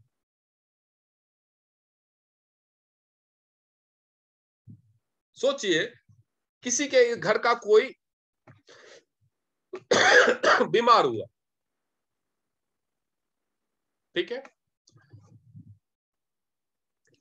हॉस्पिटल में लेके गया, शहर के सबसे बड़े नामी गिरामी हॉस्पिटल में, कैशलेस इंश्योरेंस है, 1 रुपया नहीं देना पड़ा, फर्स्ट क्लास 5 स्टार ट्रीटमेंट शुरू हो गई, 10, 15, 20 दिन ट्रीटमेंट हुआ और पेशेंट मर गया। क्या उसके घर वाले खुश होंगे कि चलो मर गया तो मर गया, पैसा तो नहीं खर्चा होगा? क्या घर वाले खुश होंगे? हम्म?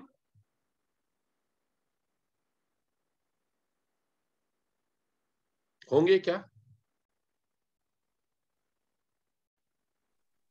नहीं सर। लिवर में प्रॉब्लम हो गई, लिवर सिरोसिस हो गया, या लिवर में कोई और प्रॉब्लम हो गई, फैटी लिवर हो गया, एडमिट हुए, 15 दिन इलाज चला, आपका हेल्थ इंश्योरेंस फर्स्ट क्लास इलाज चला, 5 लाख का बिल बना, कोई टेंशन नहीं, 50,000 आपको पे करना पड़ा, 4.5 लाख इंश्योरेंस कंपनी ने पे किया, आप खुश हैं, पैसा बच गया। डिस्चार्ज के समय डॉक्टर ने बोला 2 साल तक कोई मसालेदार चीज नहीं खानी है, हो गया कांड, बच गए 4.5 लाख। नॉर्मल कोई लेडी मूवी देखने गई फ्रेंड्स के साथ, 20, 22, 25 साल की लड़की मूवी देखने गई, मॉल में कॉमन टॉयलेट यूज किया, यूटीआई हो गया, यूट्रस में स्वेलिंग आई, यूट्रस पहले से वीक, ब्लड सर्कुलेशन प्रॉपर नहीं है, पीसीओडी की प्रॉब्लम है या कुछ है, यूट्रस में इंफेक्शन हुआ, एडमिट करना पड़ा, फर्स्ट क्लास 5 स्टार हॉस्पिटल में एडमिट हुई, ट्रीटमेंट हुआ, इन्फेक्शन ठीक हो गया, वो हेल्दी होकर के घर आ गई, माँ बाप का पैसा भी खर्च नहीं हुआ, सब खुश। लेकिन जाते समय गायनेकोलॉजिस्ट ने बोल दिया कि अब आप कभी मां नहीं बन पाएंगे। बहुत खुश होंगे घर वाले।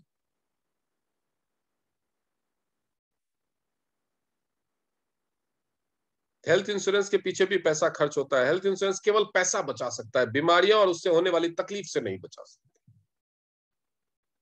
लेकिन ये एक ऐसा हेल्थ इंश्योरेंस है जो बीमारियों से बचा सकता है, बीमारियों से होने वाली तकलीफ से बचा सकता है। और पैसा, जब बीमारियां ही नहीं होंगी तो पैसा तो बचा ही सकता।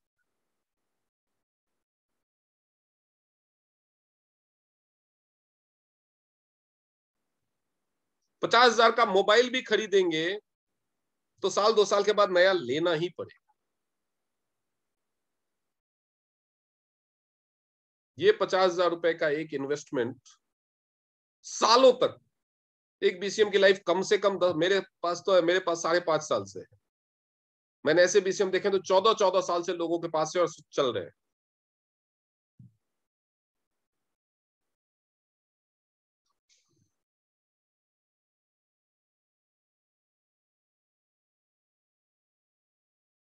बाकी अब आपके ऊपर सोचता हूं, छोड़ता हूं, आप ये डिसाइड कीजिए कि बीसीएम वाकई में महंगा है या नहीं। मेरे हिसाब से अगर इस मशीन की कीमत 5 लाख होती तो भी ये सस्ता है, तो भी ये सस्ता है, 5 लाख होती तो भी ये सस्ता है। एनीवेज थैंक्स, बहुत सीरियसली आप लोगों ने देखा, माहौल थोड़ा सीरियस हो गया, लास्ट में मैंने खतरनाक खतरनाक बातें बोल दी। तो अब हम रिकॉर्डिंग पहले बंद कर लें। थैंक यू वेरी मच, ये बीसीएम के बारे में जानकारी थी और ये एमडीएम का सेशन है, तो फिलहाल इस रिकॉर्डिंग को बंद कर दिया